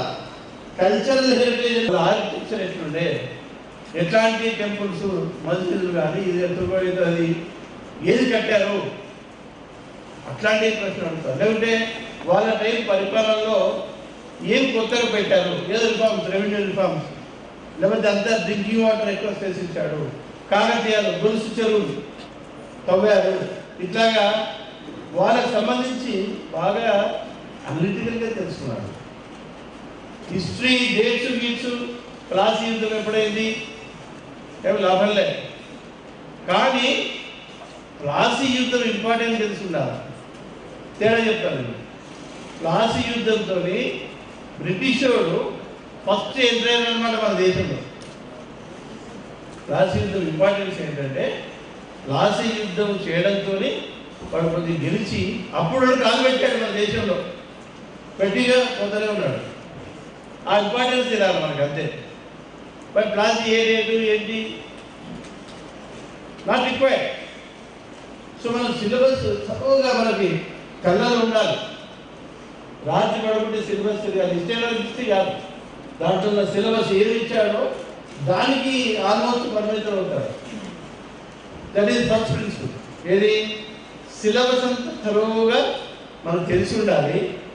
ఇండియన్ పాలిటీ పుస్తకం చరిత్రగా ఏది చదివినా ఆ సిలబస్ దృష్టి పెట్టుకొని ఆ చాప్టర్ చూసుకుని అది చదవాలి. దీన్ని కన్సెప్చువల్ నాలెడ్జ్ అంటారు. అంటే ఒక బుక్ తీసుకొని ఒక కాన్స్టిట్యూషన్ అనుకోండి, కన్సెప్చువల్ నాలెడ్జ్, బేసిక్ నాలెడ్జ్ వచ్చేసింది. ఇప్పుడు కన్సెప్చువల్ నాలెడ్జ్ అంటే ఆ సబ్జెక్ట్లో అది మెయిన్ సబ్జెక్ట్ అన్నమాట. అర్థమైందా?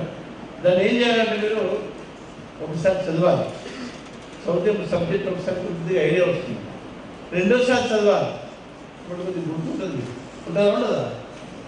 మూడోసారికి ఏం చేయాలంటే నోట్బుక్ పట్టుకున్నాను, పెన్ను పట్టుకున్నాను, దాంట్లో కీ పాయింట్స్ ఏంది నోట్ చేయాలి. ఈవెన్ సెకండ్ టైం చదివేటప్పుడు కూడా చేసిన నష్టం లేదు. ఒకసారి అట్లా చదవాలి. మీ తెలివి, మీ బ్యాక్గ్రౌండ్, మీరు చదివిన చదువు ఇంతమంది బట్టి ఆధారపడి ఉంటుంది. అంత జెండుబాబులాగా అందరూ కామన్ కాదు. సో సెకండ్ ఇయర్ కానీ థర్డ్ ఇయర్ కానీ పాలిటీ ఉంటే పాలిటీ ఒక నోట్బుక్ పెట్టి ఆ చాప్టరు కీ పాయింట్స్ ఏం చేస్తుంది అర్థమైందా, అది నోట్ చేయాలి. ఒక 200 పేజీల పుస్తకం చదివితే ఒక 15-20 పేజీలు నోట్ చేస్తారు కీ పాయింట్స్. లాస్ట్కి రివిజన్ చేసేటప్పుడు ఈ నోట్బుక్ చూసుకుంటారు. అంతేగాని మొత్తం 20 పుస్తకాలు పక్కన వేసుకుని దుకాణం పెట్టుకోరు. రాసుకుంటే డబుల్ అడ్వాంటేజ్ చెప్తాను. ఒకసారి ఏదైనా విషయం మనం చదువుతూ రాస్తున్నటువంటి దాని అర్థం ఏంటంటే మనం రాయేస్తున్నాం. కీ పాయింట్ అంటే దాని అర్థంగానే రాస్తున్నాం, రాయాలి. పెన్ను, మైండ్, మన పుస్తకం ఇవన్నీ ఒక లైన్లోకి వస్తాయి రాసినప్పుడు. నీకు డెఫినెట్గా కాన్సన్ట్రేషన్తో రాస్తేనే రాయగలుగుతావు, లేకపోతే రాయలేదు.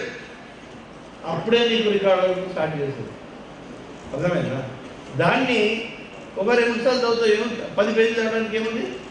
ఒక 2 నిమిషాలు చదివితే బ్రహ్మాండంగా గుర్తుంది. ఆటోమేటిక్గా బట్టి పెట్టకుండా గుర్తుంటుంది మీకు. చదవడము రివిజన్ ఇంకా ఏం లేదు దీంట్లో.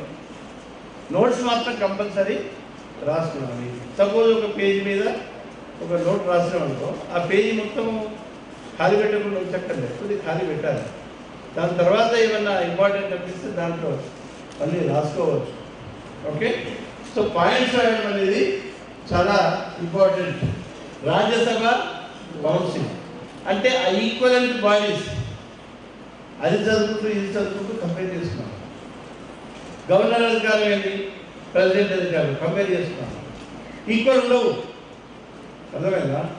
సో ఇట్లాంటిగా కొద్ది కంపారిటివ్గా చదువులో ఊరికే గుడ్డెద్దు చేయడం చదవకుండా కొద్దిగా మైండ్ అప్లై చేసి మనకి ఇంపార్టెంట్ చాప్టర్లు, అంటే ఇది ఒక పద్ధతి అన్నమాట. అంటే ఇంట్రెస్ట్గా చదవడానికి ఒక పద్ధతి. నువ్వు కంపేర్ చేస్తున్నావు అంటే యూ విల్ కాన్సన్ట్రేట్. దానికి దీనికి తేడా చూస్తున్నావు. మనీ బిల్లు ఎక్కడ పెట్టాలి, అడ్జస్ట్మెంట్ అంటే ఏంటి, ప్రోగ్రామ్ అంటే ఏంటి, బేసిక్ టెక్నాలజీ ఉంటుంది. కాన్స్టిట్యూషన్ వెనకాల గ్లాసరీ అని ఉంటుంది పదాలు. ఆ గ్లాసరీ పదాలు చదువు ఉండాలి. ఎందుకంటే ఆ వర్డ్ని వాడు ఒక క్రిమినల్ బిడ్గా చేస్తాడు. బట్ చదవడాన్ని బట్టి పెట్టదు. ఆ ఇష్యూని మీరు అవగాహన చేసుకున్నారు, దాన్ని వాడు ఒక క్రిమినల్ బిడ్గా ఉండే అవకాశం ఉంటుంది. సైన్స్ కానీ ఇట్లాంటి అన్ని పుస్తకాల్లో లాస్ట్ గ్లాసరీ టెక్నాలజీ ఉంటుంది. అవన్నీ ఫెమిలరైజ్ కావాలి. సైన్స్ కూడా చాలా ఇంపార్టెంట్. ఐఓటీ అంటే ఇంటర్నెట్ ఆఫ్ థింగ్స్ అని చెప్పినావు కదా. ఇంటర్నెట్ ఆఫ్ థింగ్స్ అంటే ఏంటి అని నువ్వు వేయాలి క్వశ్చన్. ఇప్పుడు ఏం చేయాలంటే నువ్వు this is simple way of preparing. You don't require any guru, no centre, no mentor. YouTube is your guru. అర్థమైందా? యూట్యూబ్ ఓపెన్ చేసింది మొబైల్లో, ఐఓటీ అని కొట్టుకోండి, 100 వీడియోలు ఉంటాయి. అన్నీ అవసరం లేదు. స్టార్టింగ్ ఉన్న బేసిక్ వీడియోలు ఒక 5 నిమిషాలు 10 నిమిషాలు ఉంటాయి కదా, అవి మీరు చూస్తాము వింటాము. దాంట్లో కీ పాయింట్స్ ఏంటి నోట్ చేసుకున్నాము. అంటే ఐఓటీ అంటే ఏంది, ఎప్పటి నుంచి వచ్చింది, ఏ ప్లాట్ఫామ్ మీద ఉపయోగిస్తారు, ఇప్పటివరకు ఎక్కడెక్కడ ఉపయోగిస్తారు. ఇప్పుడు వాచ్ ఉంది, అది ఐఓటీ అన్నమాట ప్లాట్ఫామ్. అలెక్స్ విన్నారు కదా, అలెక్స్ అంటే పడుతుంది, అది కూడా ఒక ఐఓటీ. ఇట్లాగా తర్వాత ఫ్యూచర్ పొటెన్షియల్ ఏంది. నేను అమెరికాలో ఉన్నాను, ఇండియాలో మా ఇంట్లో లాగేజ్ పోయాను. ఐఓటీలో ఏంటి తెలుసా నీకు? అక్కడ బటన్ వస్తే లాక్ ఓపెన్ అవుతుంది, లోపల లాక్ ఓపెన్ అవుతుంది, ఏసీ ఓపెన్ చేసి అన్ని రిమోట్గా ఆ ప్లాట్ఫామ్ మీద ఆపరేట్ చేయొచ్చు. దీన్ని కొద్దిగా అవగాహన చేసుకుంటే బాగా ఇంట్రెస్ట్ వస్తుంది. అసలు అరే ఐఓటీ అంటే ఇదా, దాని డెఫినేషన్ చదివి ఆ డెఫినేషన్ని మనం విశ్లేషించుకున్నాం. అంటే కీ పదం ఏంటి, దాని అర్థం ఏంటి, దాని ఐఓటీ నువ్వు ఏం చేయాలంటే ఒక 8 వాక్యాలు రాస్తున్నావు. ఎందుకంటే మెయిన్ ఎగ్జామ్లో సైన్స్ అండ్ టెక్నాలజీలో ఓన్లీ కొత్త డెవలప్మెంట్స్ అంటారు. ఏదో కిలోమీటర్ సమయం గురించి అడిగాడు 4Gకి 5Gకి ఏం తేడా ఉంది. బట్ ఇవన్నీ ఏంటంటే పరీక్షలు వదిలిపెట్టారు మీరు, common sense. AMB AMC AMD all about నన్ను ఆ ప్రజలు అడుగుతున్నాడు. అంటే ఆ విషయం నీకు అవగాహన పూర్తి ఉంటుందే తప్ప నువ్వు 2 రూల్ అవుట్ చేయగలవేమో. మిగతా 2లో సింపుల్ ఒక ప్రిన్సిపల్ గుర్తుపెట్టుకోండి. 10 మార్కులకు క్వశ్చన్ అండి, ఏ సబ్జెక్ట్లో తీసుకోండి, 15 ఆన్సర్ చేయాల్సి ఉంటుంది. ఎన్ని సబ్జెక్ట్ అందు మెయిన్స్ 15 ఉంటాయి, ఒక్కోదానికి 10 మార్కులు ఉంటుంది అంతే. 10 మార్కులు అంటే నువ్వు ఎంత రాయాలి అనేది డిసైడ్ చేసుకున్నాను ముందే. అంటే ఒక పేజీ రాయాలి అంతే. నువ్వు చదివిన చదువు సోషాలజీ మంచి క్వశ్చన్ వచ్చిందని 4 పేజీలు రాసుకుంటే 15 ఆన్సర్స్ బదులు ఒక 8 ఆన్సర్లు రాయగలవు ఎగ్జామ్లో. Because time is important. తర్వాత రైటింగ్ ప్రాక్టీస్ చేయడం ఇంపార్టెంట్. ఇట్లా రాసుకొని పెట్టుకోవడం ఇంపార్టెంట్. రివిజన్ చేస్తూ ఉండాలి. ఏ సబ్జెక్ట్ అయినా ఒక పేజీ రాసుకుంటే మనకు మెయిన్ ఎగ్జామ్ రాయొచ్చు. సరే ప్రిలిమినరీ స్టేజ్లో ఏం చేస్తారంటే ఊరికి ఒక 4-5 పాయింట్లు రాసుకోండి. లేకపోతే ఊరికే బిట్లాగా గుర్తుపెట్టుకుంటే మీకు ఏం గుర్తుండదు, అవగాహన ఉండదు. రామప్ప టెంపుల్ ఏం జరిగింది? రామప్ప టెంపుల్ చెప్పు, ఏం జరిగింది? మధ్య రామమూర్తి ఎందుకు వింటున్నాం? బోల్లేదు क्या हुआ? ఏం ఎస్ఐ గారు వెరీ గుడ్. ఎందుకు ఐడెంటిఫై చేసింది? నెక్స్ట్ క్వశ్చన్ వేస్తున్నారు మనకు. అర్థమైందా? అంటే చదవడం వెంటనే టెక్నిక్ చెప్తున్నాను. ఎందుకు అసలు ఎందుకు యునెస్కో గుర్తించింది? Sand box technology. ఇంకా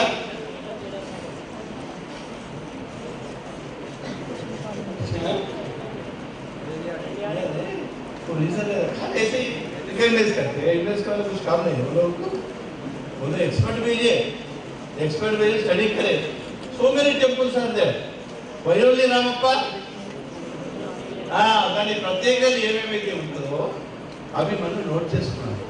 ఒకసారి మెయిన్లో రైట్ అబౌట్ రామాపట్నం అని ఇస్తారు. అంటే వై యునెస్కో అది రికగ్నైజ్ రామాపట్నం. అప్పుడు మనం కొన్ని పాయింట్స్ రాయగలిగాం. అట్లే రాసినప్పుడు అంటే కామన్ సెన్స్ ఉపయోగించాలి. అది ఏ జమాన్లో కట్టాడు, ఏ రాజున్నప్పుడు కట్టాడు, శిల్పి పేరేంటి, అక్కడ ఏం స్టోన్ ఉపయోగించారు. 10 మార్కులు ఒక పేజీ అంతే. అప్పుడే నువ్వు 15 రాయగలుగుతావు. నీకు ఇచ్చిన టైంలో నువ్వు తెలిసిన అంశం 1 పేజీ బదులు 2 పేజీలు రాస్తే రాయలేవు, 10 మాత్రమే రాయగలుగుతావు. అందుకోసము ఏ క్వశ్చన్కి ఎంత టైం ఇవ్వాలి చాలా ఇంపార్టెంట్.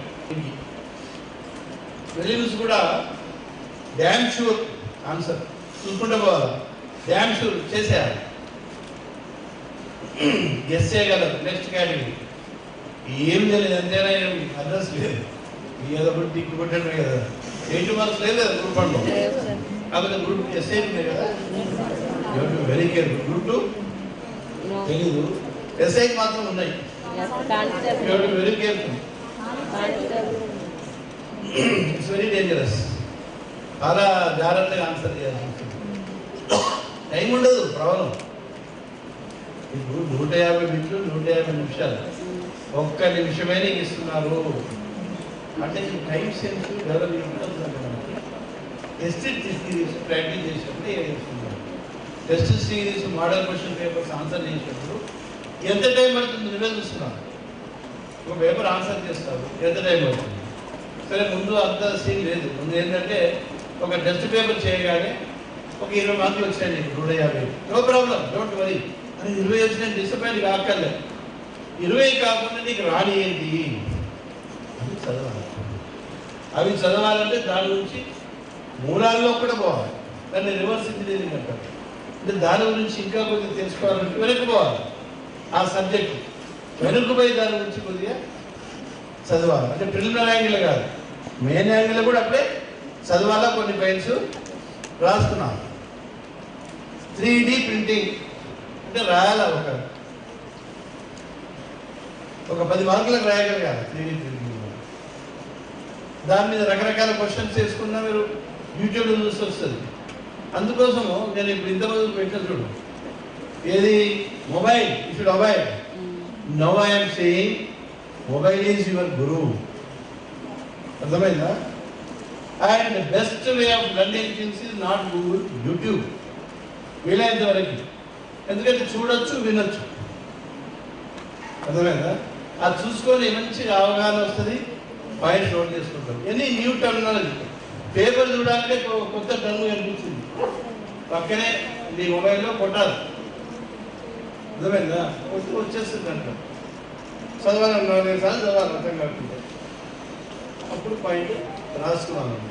అట్లా మీరు రోజు అదే పని చేయాలి. కొంచెం చేసిన వస్తుంది.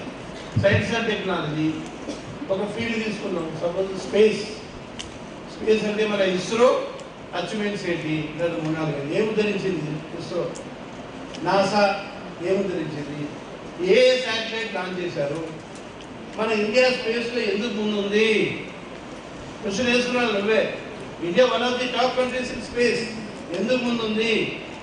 అర్థమైందా? నెల్లూరులో ఉంది కదా, ఏంటి launch pad, very very important station in the world. ఇప్పుడు అమెరికాడు, రష్యాడు ఎక్కడెక్కడో వచ్చి మా పేలోడ్ ఇస్తాడు మనకు లాంచ్ చేయమని. మనం లాంచ్ చేస్తే మనకి చాలా తక్కువ ఖర్చు అవుతుంది ఇండియాలో. అర్థమైందా?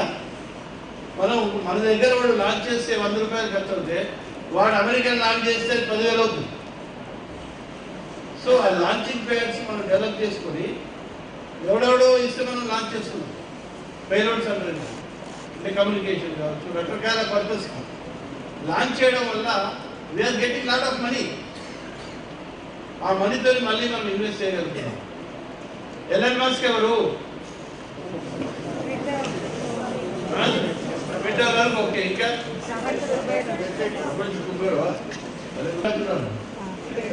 సింపుల్గా చెప్పు, వాడు ఏం చేయాలనుకుంటున్నాడు?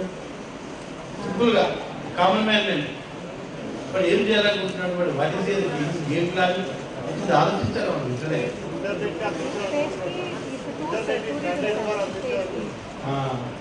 ఈజీ ఎగ్జిక్యూటర్ వాడు సంపాదించాలి, ప్రతి దాంట్లో పైసలు పెట్టి 10 పైసలు పెడితే రూపాయలు రావాడు. అది వాడి వృత్తి. అర్థమైందా? స్పేస్ మిషన్ ఈ వాన్స్ టూరిజం అన్నమాట. ఐసీసీ పైన పెట్టాడు, ఇంటర్నేషనల్ స్పేస్ స్టేషన్గా ఒకటి పెట్టాడు అక్కడ. వాడు ఏం చేస్తున్నాడు? స్పేస్ ఎక్స్ ఒక ఇప్పుడైతే ఎక్స్పెరిమెంటల్గా సినిమాలో వచ్చింది చూసారు లేదు, స్పేస్ ఎక్స్ మీద మూవీ ఉంది. స్పేస్ ఎక్స్ మీద ఇటువంటి మూవీ చూడాలి, అప్పుడు వేరే సినిమా చూడకుండా చూడాలి. దాంట్లో ఒక ముందు ఇద్దరిని ఎక్కించి పంపించినాడు. అర్థమైందా? 3, 4, 5 వాడి నెక్స్ట్ ప్లాన్లో ఏంటంటే ఒక 50 మందిని ఇక్కడ ఎక్కించి ఆ దాకా ఉంటారు. ఒకరికి ₹1 టికెట్ పెడతారు. ఇవ్వరే ఇచ్చిన జనాలు మంది ప్రపంచంలో ₹1 పెట్టి ఆకాశంలో ఉండాలనుకుంటున్నారు కదా. వాడు బయట నెల రోజులు ఉండొస్తాడు. ఆ నెల రోజులు ఉండడానికి కావాల్సిన ఏర్పాట్లన్నీ వాడు అక్కడ చేస్తాడు. ఇది వాడి ప్లాన్. స్పేస్ ఎక్స్పెషన్ ఇస్ దిస్ అంటే కామన్ సెన్స్ అన్నమాట. ఇది దాన్ని వాడు ఇప్పుడు ఏం స్టేజ్లో ఉన్నదని మీరు అర్థం చేసుకుని వర్క్ చేస్తున్నారు. డిఫెన్స్, స్పేస్ చాలా సైన్స్ అప్లికేషన్స్ ఉన్నాయి. ఇస్రో, నాసా చాలా ఇంపార్టెంట్. తర్వాత మన ఈ 2-3 ఏళ్లలో మన తెలంగాణ నుంచి బాగా అవార్డ్స్ వచ్చినాయి, ప్రైజులు వచ్చినాయి. ఎవరెవరు మొత్తం లిస్ట్ రాసుకున్నాను. స్పోర్ట్స్ అది అన్ని ఫీల్డ్స్ తెలంగాణ నుంచి ఒక 2-3 ఏళ్ళు తీసుకున్నాను. ఇండియా నుంచి పెద్ద నోబెల్ అవార్డ్స్ వచ్చినాయి ఇండియాకి. ఇండియాకి అసలు ఎన్ని వచ్చినాయి చాలా తక్కువ కదా, కెన్ కౌంట్. అది ఎప్పుడైనా అడగవచ్చు. ఒక 10 మంది ఉన్నారనుకో, ఆ వాడి పేరు, పీసా, ఏంటి, ఎక్కడ ఏంటి. మౌలానా ఆసఫ్ జాహీ, మౌలానా ఆసఫ్ జాహీ ఎవరు? She is the youngest Nobel laureate in the world. 14-15 ఏళ్ళకే నోబెల్ అవార్డు వచ్చింది. ఏమో తెలుస్తుంది పిల్లలు. क्या जी बोलो, आप बोलो. मौलाना आसफ जाही क्या अचीवमेंट है उसका, उसको क्यों नोबेल प्राइज दी?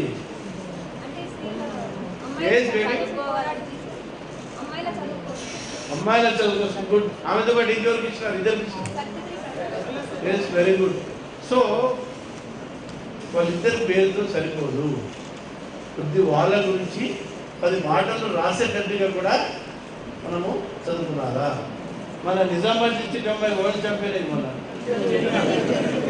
ఇట్లాగా స్టేట్, మన కంట్రీ ఇంపార్టెంట్ 3-4 ఏళ్ళలో అవన్నీ రాస్తున్నాం మన సపరేట్గా. క్లియర్? ఆ డిస్ట్రిక్ట్ డెఫినెట్ వస్తాయి. ఓకే. కొన్ని ఏంటంటే ఈవెంట్స్ లింక్ ఉంటే చూసుకుంటాడు. చాలా వరకు కాన్స్టిట్యూషన్ ఉంది. కాన్స్టిట్యూషన్ ఏదో మూల తీసి అడిగాడు. ప్రెసిడెంట్ ఎలక్షన్ అయింది. ప్రెసిడెంట్ ఎలక్షన్ చుట్టూ ఉన్న అంశాలన్నీ చదవాలి. అర్థమైందా? మన స్టేట్లో సీఎంకు గవర్నర్ గొడవ అయింది. అయినా లేదా? పేపర్ చదివినారు కదా. మన గొడవతో పాలిటిక్స్ సంబంధం లేదు మనకి. అసలు గవర్నర్ అధికారం ఏంది? ఏ ఆర్టికల్ కింద కాన్స్టిట్యూషన్లో గవర్నర్కి అధికారాలు ఉన్నాయి? అర్థమైందా? ఏ ఆర్టికల్ కింద ప్రెసిడెంట్కి ఉన్నాయి? ఇది చూసుకున్నాను. అంటే కరెంట్ ఈవెంట్స్కి బేసిక్ సబ్జెక్ట్కి ముడిపెట్టుకున్నాను. అట్లా ప్రతి ఈవెంట్ చాలా జరుగుతూ ఉంటాయి. ఇప్పుడు మహారాష్ట్ర ఎలక్షన్ అయింది, మన మహారాష్ట్ర డిఫెక్షన్స్ అయినాయి కదా. ఒక్కడు అటు ఇటు ఉన్న గవర్నమెంట్ ఫామ్ చేస్తారా? సరే, ఇప్పుడు దాని ఇంపార్టెన్స్ కూడా ఎవడు ఏంటి సీనియర్ గినియర్ మనకు అనవసరం, అది పెద్ద ఇష్యూ కాదు. But anti defection law is important. Anti defection law ఉంది కదా, అది ఏ అమెండ్మెంట్, ఎప్పుడు జరిగింది అమెండ్మెంట్, అసలు అమెండ్మెంట్ జరగడానికి ఏమి సందర్భము, ఇవన్నీ చదువుతున్నాను. దీన్నే 360 డిగ్రీస్ అంటారు. నేను మీకు ప్రిన్సిపల్స్ చెప్తున్నాను. ఏదైనా చదవడానికి ప్రిన్సిపల్స్ చెప్తున్నాను. ఇట్లాగా చదువుకుంటేనే మనకు సబ్జెక్ట్ గుర్తుంటుంది, ఇంట్రెస్ట్ ఉంటుంది, బట్టి పెట్టే అవసరం లేదు. ఇట్లాగా ఒక అంశం ఉంటే దాన్ని చుట్టూ తిరగాలి కొంతసేపు. తిరిగితే కానీ మనకు నాలెడ్జ్ రాదు, మనకు గుర్తుండదు. From different angles we have to attack that issue. ఊరికే ఒక పదము దాని మీనింగ్ తెలిస్తే సరిపోదు. ఆ టర్మ్ తెలిస్తే సరిపోదు, ఈవెంట్ తెలిస్తే సరిపోదు. ఇన్ని బేసిక్ సబ్జెక్ట్స్కి కరెంట్ ఈవెంట్స్కి లింకేజ్ ఉంటుంది. ఈ కరెంట్ ఈవెంట్స్ రోజు ఒక నెల, ఒక సంవత్సరం, 2 సంవత్సరాలు జరిగిన ఈవెంట్స్ చూసుకోండి, దాన్ని బేసిక్గా లింక్ చేసుకోండి. చాలా క్వశ్చన్స్ వస్తాయి అక్కడ. That is one principle, integrating basic subject with current events. Okay, the next principle Telangana angle. మనం కొత్తగా తెలంగాణ రాష్ట్రం ఏర్పాటు చేసుకొని మొట్టమొదటిసారి గ్రూప్ 1 పెట్టుకున్నాం. కాబట్టి వీళ్ళు ఏం చేస్తారు, తెలంగాణ రక్తం ఉందా వీడి దగ్గర, దమ్ముందా అని చూస్తారు.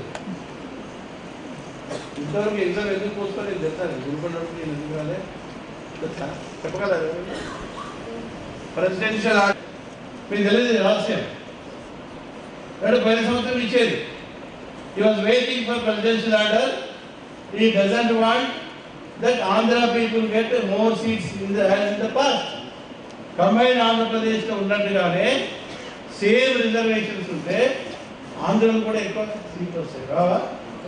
ఇప్పుడు 95% మనకే. ఎప్పుడు లేదు ఇది పరిస్థితి. ఇన్ని పోస్టులు 95% తెలంగాణలకి. తర్వాత మల్టీజోన్ 1, మల్టీజోన్ 2.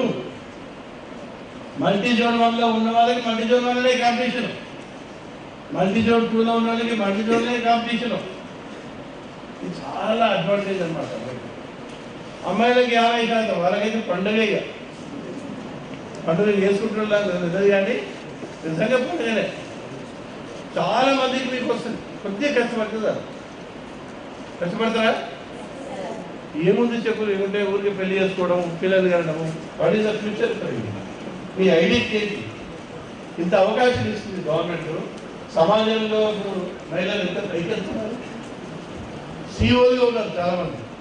మన ఇండియన్స్ సీఓలుగా ఉన్నారు. అన్ని ఫీల్డ్స్లో మహిళలు ముందుకు అవుతున్నారు. పైలట్స్ అవుతున్నారు, ఇప్పుడు ఆస్ట్రోనాట్స్ అవుతున్నారు. అర్థమైనా? ఇండియన్ ఆస్ట్రోనాట్ స్పేస్ కూడా ఒక ఇండియన్ ఆస్ట్రోనాట్ కూడా ఇప్పుడు వరంగల్లో ఉన్నాడు. ఆయన సర్ప్రైజ్ చూసి రాజాచారి అని ఒకసారి నోట్ చేసుకోండి. రాజాచారి ఏదో స్పేస్కి సంబంధించి మనకు తెలీదు. వరంగల్లో అబ్బాయి. సోషల్ ప్రాబ్లమ్స్ కాబట్టి మీకు చాలా ఇంపార్టెంట్ సర్వీస్లో పోవడం. ఆ మేడం చూడండి, ఆర్టీఓ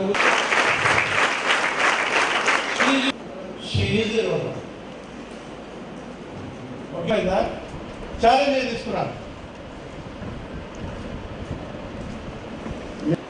ఎట్లా ఊహించుకున్నాలి, ఎట్లా స్టోరీ మ్యాపింగ్ అంటారు, లేదంటే బొమ్మలు చూసుకున్నట్టు. మీ నోట్స్లో ఫర్ ఎగ్జాంపుల్ చెప్తారు. మన తెలంగాణ సంబంధించి ఉంది కాళేశ్వరం ప్రాజెక్ట్ ఉందనుకుందాం.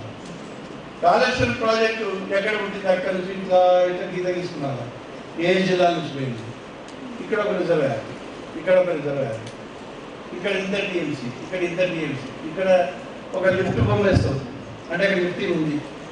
ఇంకో దగ్గర లిఫ్ట్ బొమ్మ ఉండదు అంటే లిఫ్టింగ్ లేదు. ఇవే అడుగుతాడు Kaleshwaram.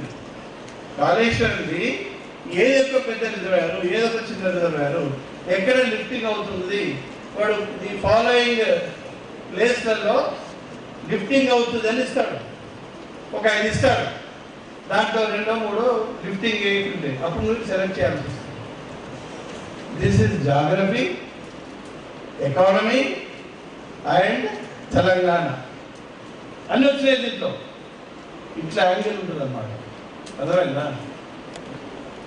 Telangana government welfare schemes part 1, part 2, part 3, part 4, part 5 ఒక 50 స్కీమ్లు వస్తాయి. డెఫినెట్గా 3 స్కీమ్లు మీకు వస్తాయి. తెలంగాణ వస్తుంది మీకు.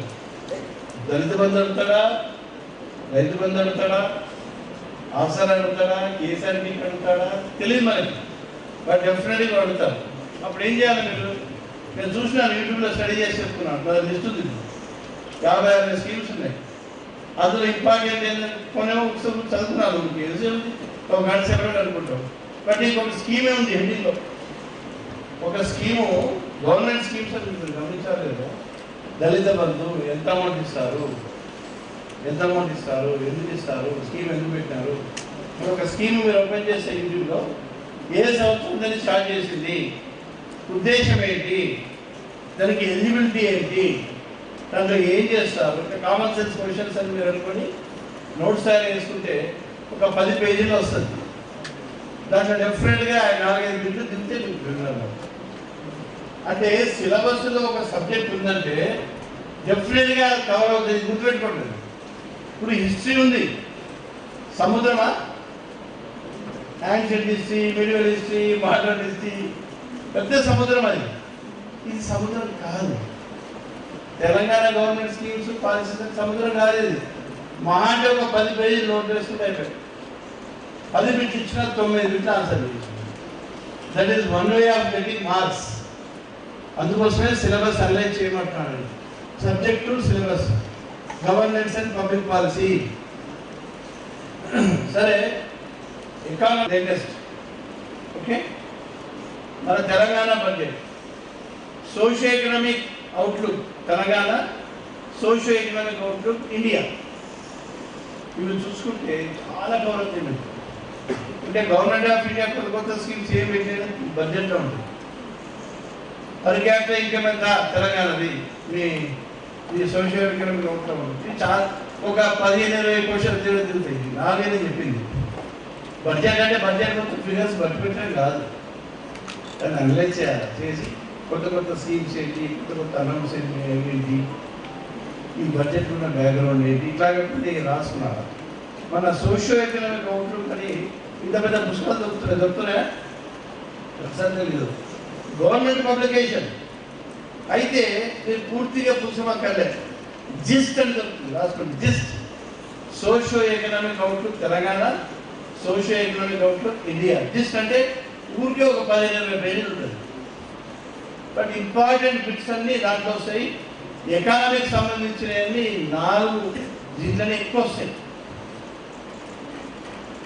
పెట్టుకున్నారా మీరు? వరల్డ్ మ్యాప్, దాంట్లో ఇండియా ఏంటి, తెలంగాణ ఏ రివర్ ఎక్కడ పుట్టింది, ఎక్కడ మీద వస్తుంది, పోయేటప్పుడు ఏ స్టేట్లో పోతుంది, ఏ రివర్ మీద ఏ సిటీ ఉంది, ఇట్లాంటి జాగ్రఫీ అంటే బట్టి పెట్టడం కాదు. మీరు ఇమాజిన్ చేసుకోవాలంటే జాగ్రఫీ ఎక్కువ ఏంటంటే మ్యాప్ బేసిస్ మీద మీరు చూస్తూ ఉంటారు. తెలంగాణ మ్యాప్ ఉండాలా మీ దగ్గర, ఇండియా మ్యాప్ ఉండాలా, అర్థమైందా? సో దీంట్లో స్కీమ్స్కి రిలవెంట్ ఉన్నాయని మీరు తెలుసుకుంటారు. అవి ఇంపార్టెంట్ కాబట్టి అవి మీరు స్టడీ చేస్తే ఈజీగా ఉంటుంది. ఇట్లా మైండ్లో మ్యాప్ రావడం మనకి, ఇక్కడ పుట్టింది, నాసిక్లో పుట్టింది, గోదావరి వచ్చి ఇక్కడ కలిసింది, కృష్ణ ఇక్కడ పుట్టింది, ఇక్కడ 2-3-4 రివర్స్ ఉన్నాయి, తుంగభద్ర ఇక్కడ పుట్టింది, ఇక్కడ కలిసింది. సరే, వచ్చినప్పుడు ఏమేమి జిల్లాలు వచ్చినాయి, అర్థమైందా? ఈ రకంగా మనము కామన్ సెన్స్తోని జాగ్రత్త చదువుతున్నాం. రూట్ బట్టి పెట్టారు, నో బట్టి బిజినెస్, కామన్ సెన్స్ అన్ని ఇట్లా మ్యాప్ చేసుకున్నారు. వరల్డ్ జాగ్రఫీ అంటే ఇండియా, తెలంగాణ, వీళ్ళు రాష్ట్రాల సిలబస్లో world geography, India geography, Telangana geography. కానీ మీరు క్వశ్చన్స్ అన్ని ప్రీవియస్ చూడండి. వరల్డ్ జాగ్రఫీ ఇప్పుడు ఇండియా, తెలంగాణ ఎక్కడ అవకాశం ఉంది తెలంగాణలో అడగడానికి. చాలా బిట్స్ ఉన్నాయి, మనమే ఇలా సౌదర్యం తెలుసుకుంటున్నాం. ఎన్విరాన్మెంట్, డిజాస్టర్ మేనేజ్మెంట్ ఒక 5 పేజీలు. ఎంత రాసినా అంతే, అంతకని ఎక్కువ లేదు సబ్జెక్ట్ అది. బట్ డెఫినెట్గా వస్తాయి. ఎన్విరాన్మెంట్ డెఫినెట్గా వస్తాయి. పొల్యూషన్ ఏరియాలో కానీ మన స్టేట్లో నేషనల్ పార్క్స్ ఎక్కడున్నాయి, శాంక్చురీస్ ఎక్కడున్నాయి, టైగర్ ఉండే కవాల్ శాంక్చురీ, ఇట్లా ఉంటాయి అన్నీ. ఆల్మోస్ట్ ఉంటుండే వలసలపురం దగ్గర ఒకటి ఉంటుంది, ఇక్కడ ఒకటి ఉంది, ఇక్కడ ఒకటి ఉంది. అది ఏదో అనుకుంటాం, అందులో చూస్తే ఇస్తుండో ఇదే హైదరాబాద్ పక్కన ఉంటుందో ఇస్తున్నాం. అంటే హైదరాబాద్ పక్కన ఉంటుంది ఎట్లా గుర్తుపెట్టుకుంటే మనకి దాన్ని బట్టి పెట్టేది ఉంటుందా?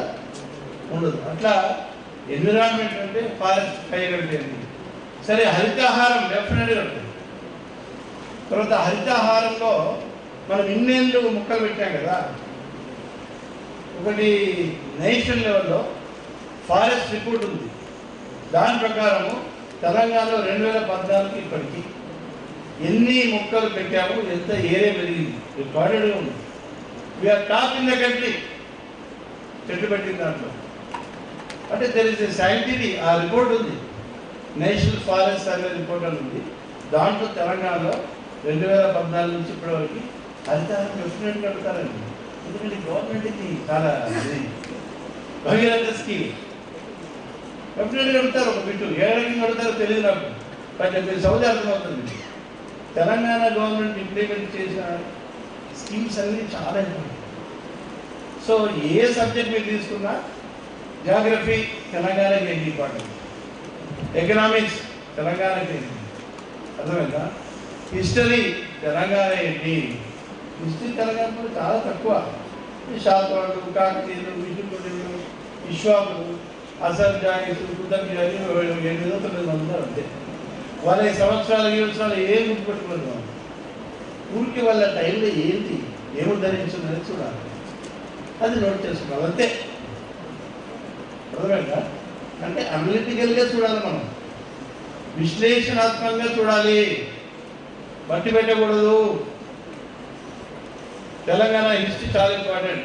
తెలంగాణ కల్చర్ బతుకమ్మ అంటే అయిపోతుందా? ఎన్ని రకాలు ఎన్ని రోజులు చేస్తాం మనం, వాళ్ళు తెలుసు. సద్దుల బతుకమ్మ అవన్నీ అడుగుతాడు, అవే అడుగుతారు తెలంగాణ పరీక్షల్లో. ఏమో ఎన్ని రకాల బతుకమ్మలు ఎన్ని రోజులు చేస్తాము. సో వాళ్ళు చెప్తారు, మీరు నేర్చుకోండి.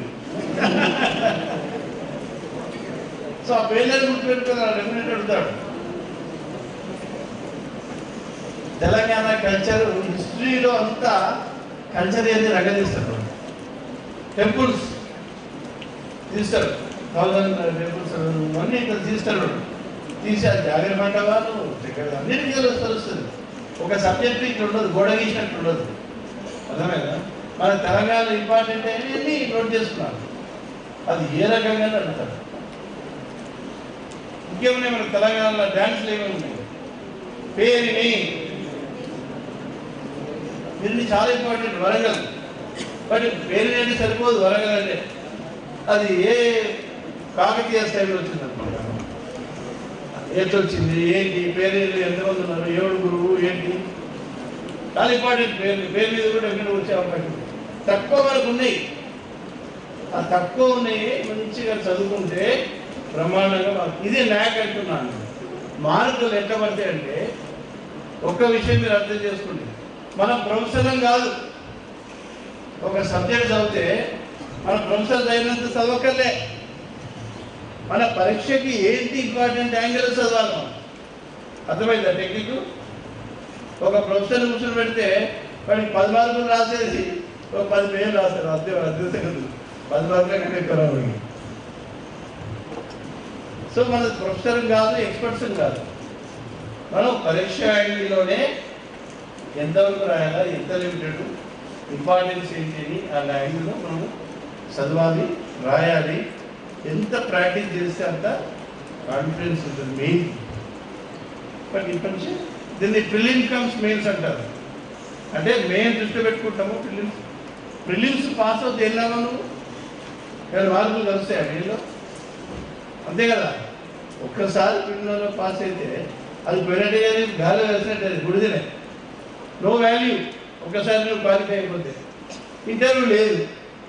There is only one exam, that is mains.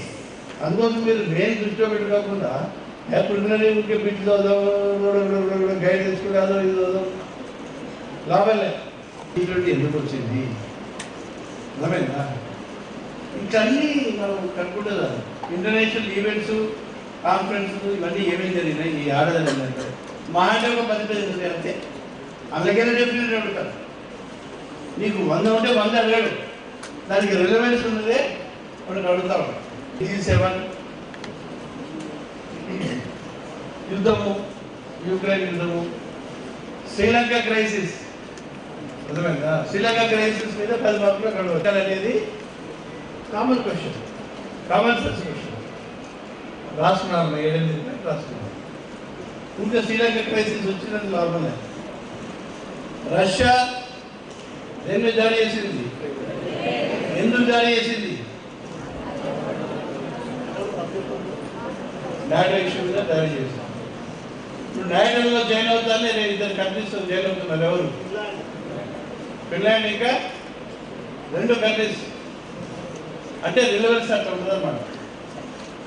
NATO గురించి చదవాలి ఇప్పుడు, ఎందుకంటే NATO is in the news కదా. నాటో గురించి త్వరగా చదవాలి. ఎప్పుడు ఫామ్ అయింది నాటో, ఎప్పుడు ఫామ్ అయింది, ఎన్ని దేశాలని ఎవరెవరిని ఊరికి చూసుకున్నారు. అటువంటి అక్కర్లే, ఒక ఐడియా ఫ్రేమ్ చేసుకున్నారు.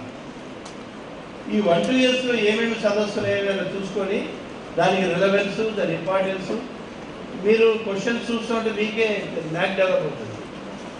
వి should predict the questions, very important. చదవడం ఒకటే కాదు, we should anticipate the questions. చేసుకుంటే దాంట్లో 75% ఛాన్సెస్ రావడానికి ఉన్నాయి.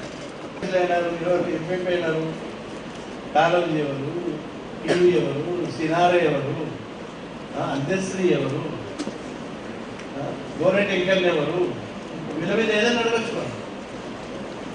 వీళ్ళందరూ మన కవులే, మన తెలంగాణ కవులే. కాబట్టి తెలంగాణ రచయితలు కవులు తప్పకుండా ఇంపార్టెన్స్ ఇస్తారు. సోషల్ ఎక్స్క్లూజన్ సిలబస్ సపరేట్గా ఇచ్చాడు, చాలా లిమిటెడ్ అది. అంటే SC, ST, BC, minorities, disabled వాళ్ళకి ఏమేమి హక్కు ఉన్నాయి, కాన్స్టిట్యూషన్ ప్రకారము, ఏఆర్టీల ప్రకారం హక్కు ఉంది, వాళ్ళకి ఏమేమి స్కీమ్స్ ఉన్నాయి, వాళ్ళ పరిస్థితి ఏంటి, ఒక 10 పేజీలు నోట్స్. వాటిని డెఫినెట్గా 4-5 బిట్స్ పడతాయి. దిస్ ఈజ్ ఎగ్జామినేషన్ యాంగిల్లో approach. You have to anticipate the questions.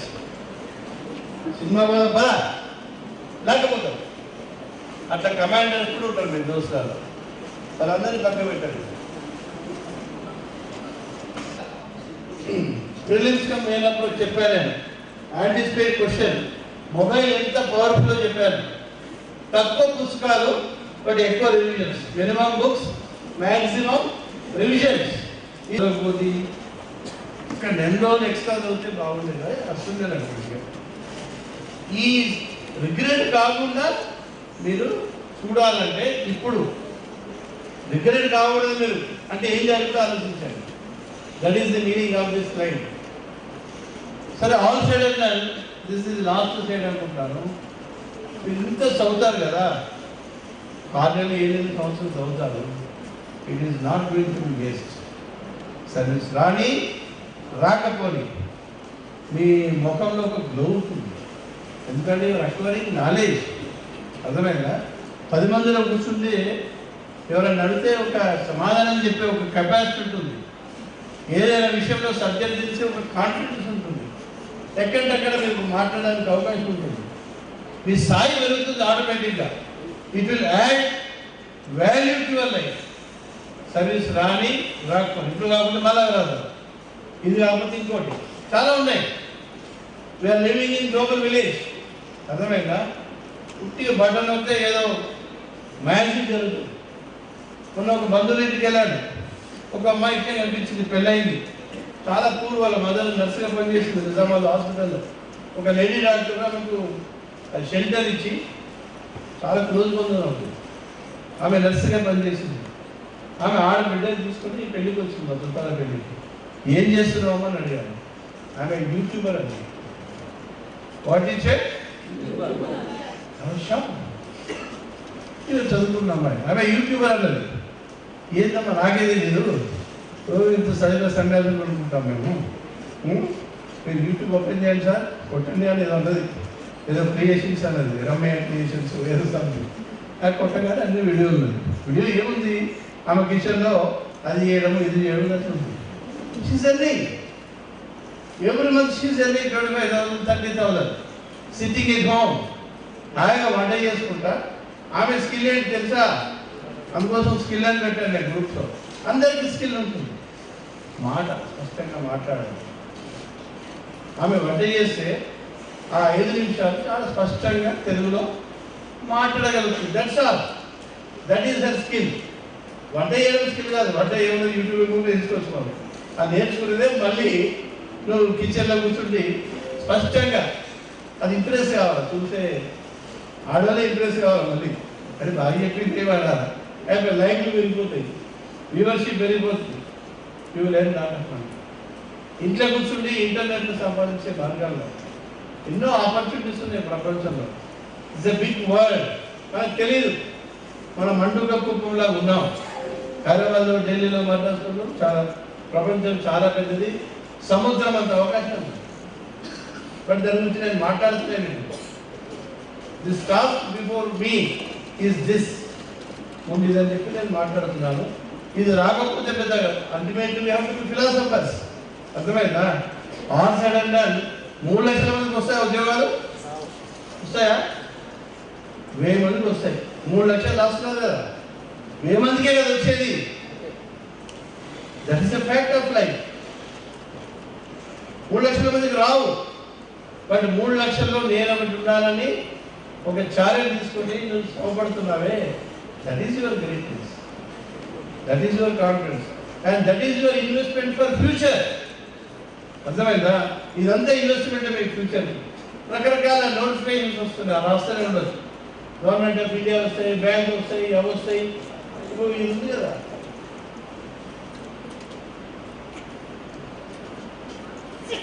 Syllabus ఏముంటుంది? ఇదే బ్యాంక్ ఆఫీస్లో క్లర్క్ కావచ్చు, బ్యాంక్ ఆఫీస్ కావచ్చు, సో ఇదే ఉంటుంది. ఇప్పుడు ఇది నేర్చుకుంటే మళ్ళీ మీరు బిల్డప్ చేయొచ్చు. గవర్నమెంట్ ఆఫ్ ఇండియా రిక్రూట్మెంట్స్ ఉంటాయి, అందులో కూడా మీరు ఎగ్జామ్స్ రాయడానికి అవకాశాలు ఉంటాయి. So ultimately it will add value to your life. ఇదంతా వేస్ట్ కాదు. అర్థమైందా? నాకు ఒకటే సాటిస్ఫాక్షన్, ఇప్పుడు మీకోసం నేను చదివినాను. నేను మీకోసము నేను ఎగ్జామ్ రాస్తున్నానా? నాకు గ్రూప్ ఉందా, సివిల్స్ ఉందా? నెల రోజుల నుంచి చదువుతున్నాను నేను మీకోసం. Why should I'm getting fun, I'm getting knowledge. అర్థమైందా? ఊరికి ఐడియాగా ఉండడం నయమా, చదువుకొని 10 మందికి ఉపయోగపడే విషయాలు చెప్పడం నయం. అది అనుకున్నాను. I'm going ahead. This is your last district. But erstwhile కాకుండా చిన్న జిల్లాకు వచ్చింది మీరే మొదటి జిల్లా. I was thank for collector. MLA నిలుస్తారా, మినిస్టర్ నిలుస్తారా? ఎవరు నిర్మించారు? మీరే. గ్రూప్ 4లో క్లర్క్ అవుతారు, గ్రూప్ 2 ఆఫీసర్లు అవుతారు, గ్రూప్ 1లో ప్రమాణంగా డిస్ట్రిక్ట్ ఆఫీసర్లు అవుతారు, కలెక్టర్లు అవుతారు, ఎస్పీలు అవుతారు. ఇవన్నీ మీరే అవుతారు. మీరు ఈ ఉద్యోగాలు చక్కగా చేసుకొని ప్రజలకి సేవ చేస్తే అప్పుడు అది బంగారు తెలంగాణ. మీ రాష్ట్రంలో మీరు ఉద్యోగం చేస్తూ మీ ప్రజలకు సర్వీస్ చేస్తే వచ్చేదే బంగారు తెలంగాణ. ఎంప్లాయీసే, గవర్నమెంట్ రన్ చేసేది ఎంప్లాయీసే. ఓన్లీ పాలసీ చేసేదే గవర్నమెంట్ తీసుకుంటుంది, స్కీమ్స్ అని ఇంప్లిమెంట్ చేసేది ఎంప్లాయీసే. దళిత బంధు ఎవరు ఇంప్లిమెంట్ చేయాలా? మీరే చేయాలా. You will become collector, then you have to implement Dalit Bandhu. అరే వాళ్ళకి ఏదవుతుంది కాదు అన్నం కాదు, నువ్వు ఇంప్లిమెంట్ చేయాలి, బాగా ఇంప్లిమెంట్ చేయి. అరే ఈ కనీసం భలే ఇంప్లిమెంట్ చేసినాడు దళిత బంధు అని పేరు తెచ్చుకుంది. ఆ అవకాశం ఇచ్చేది ఇదే. అర్థమైందా? సో బంగారు తెలంగాణ అనేది మీరు నిర్మించుకుంటానికి ఎవరో కాదు. రిటర్న్ గిఫ్ట్ మీరు అందరూ ఏమిస్తారు? ఎవరైతే సెలెక్ట్ అవుతారో నెక్స్ట్ ఇయర్ వచ్చి నేను అక్కడ కూర్చొని పెడతా. కూర్చొని పెట్టి బొకే ఇస్తా, షాలో కడతా, మొమెంటో ఇస్తా. ఇట్లే మీలాగా స్టూడెంట్స్ అందరితో మాట్లాడి షేర్ చేసుకోమంటారు ఎట్లా వచ్చింది నాకు service. So you have to give a return gift by selecting. మీరు సెలెక్షన్ వస్తే ఇక్కడ కూర్చొని పెట్టి నాతో పాటు నేను సన్మానం చేస్తాను. That is the recovery for you.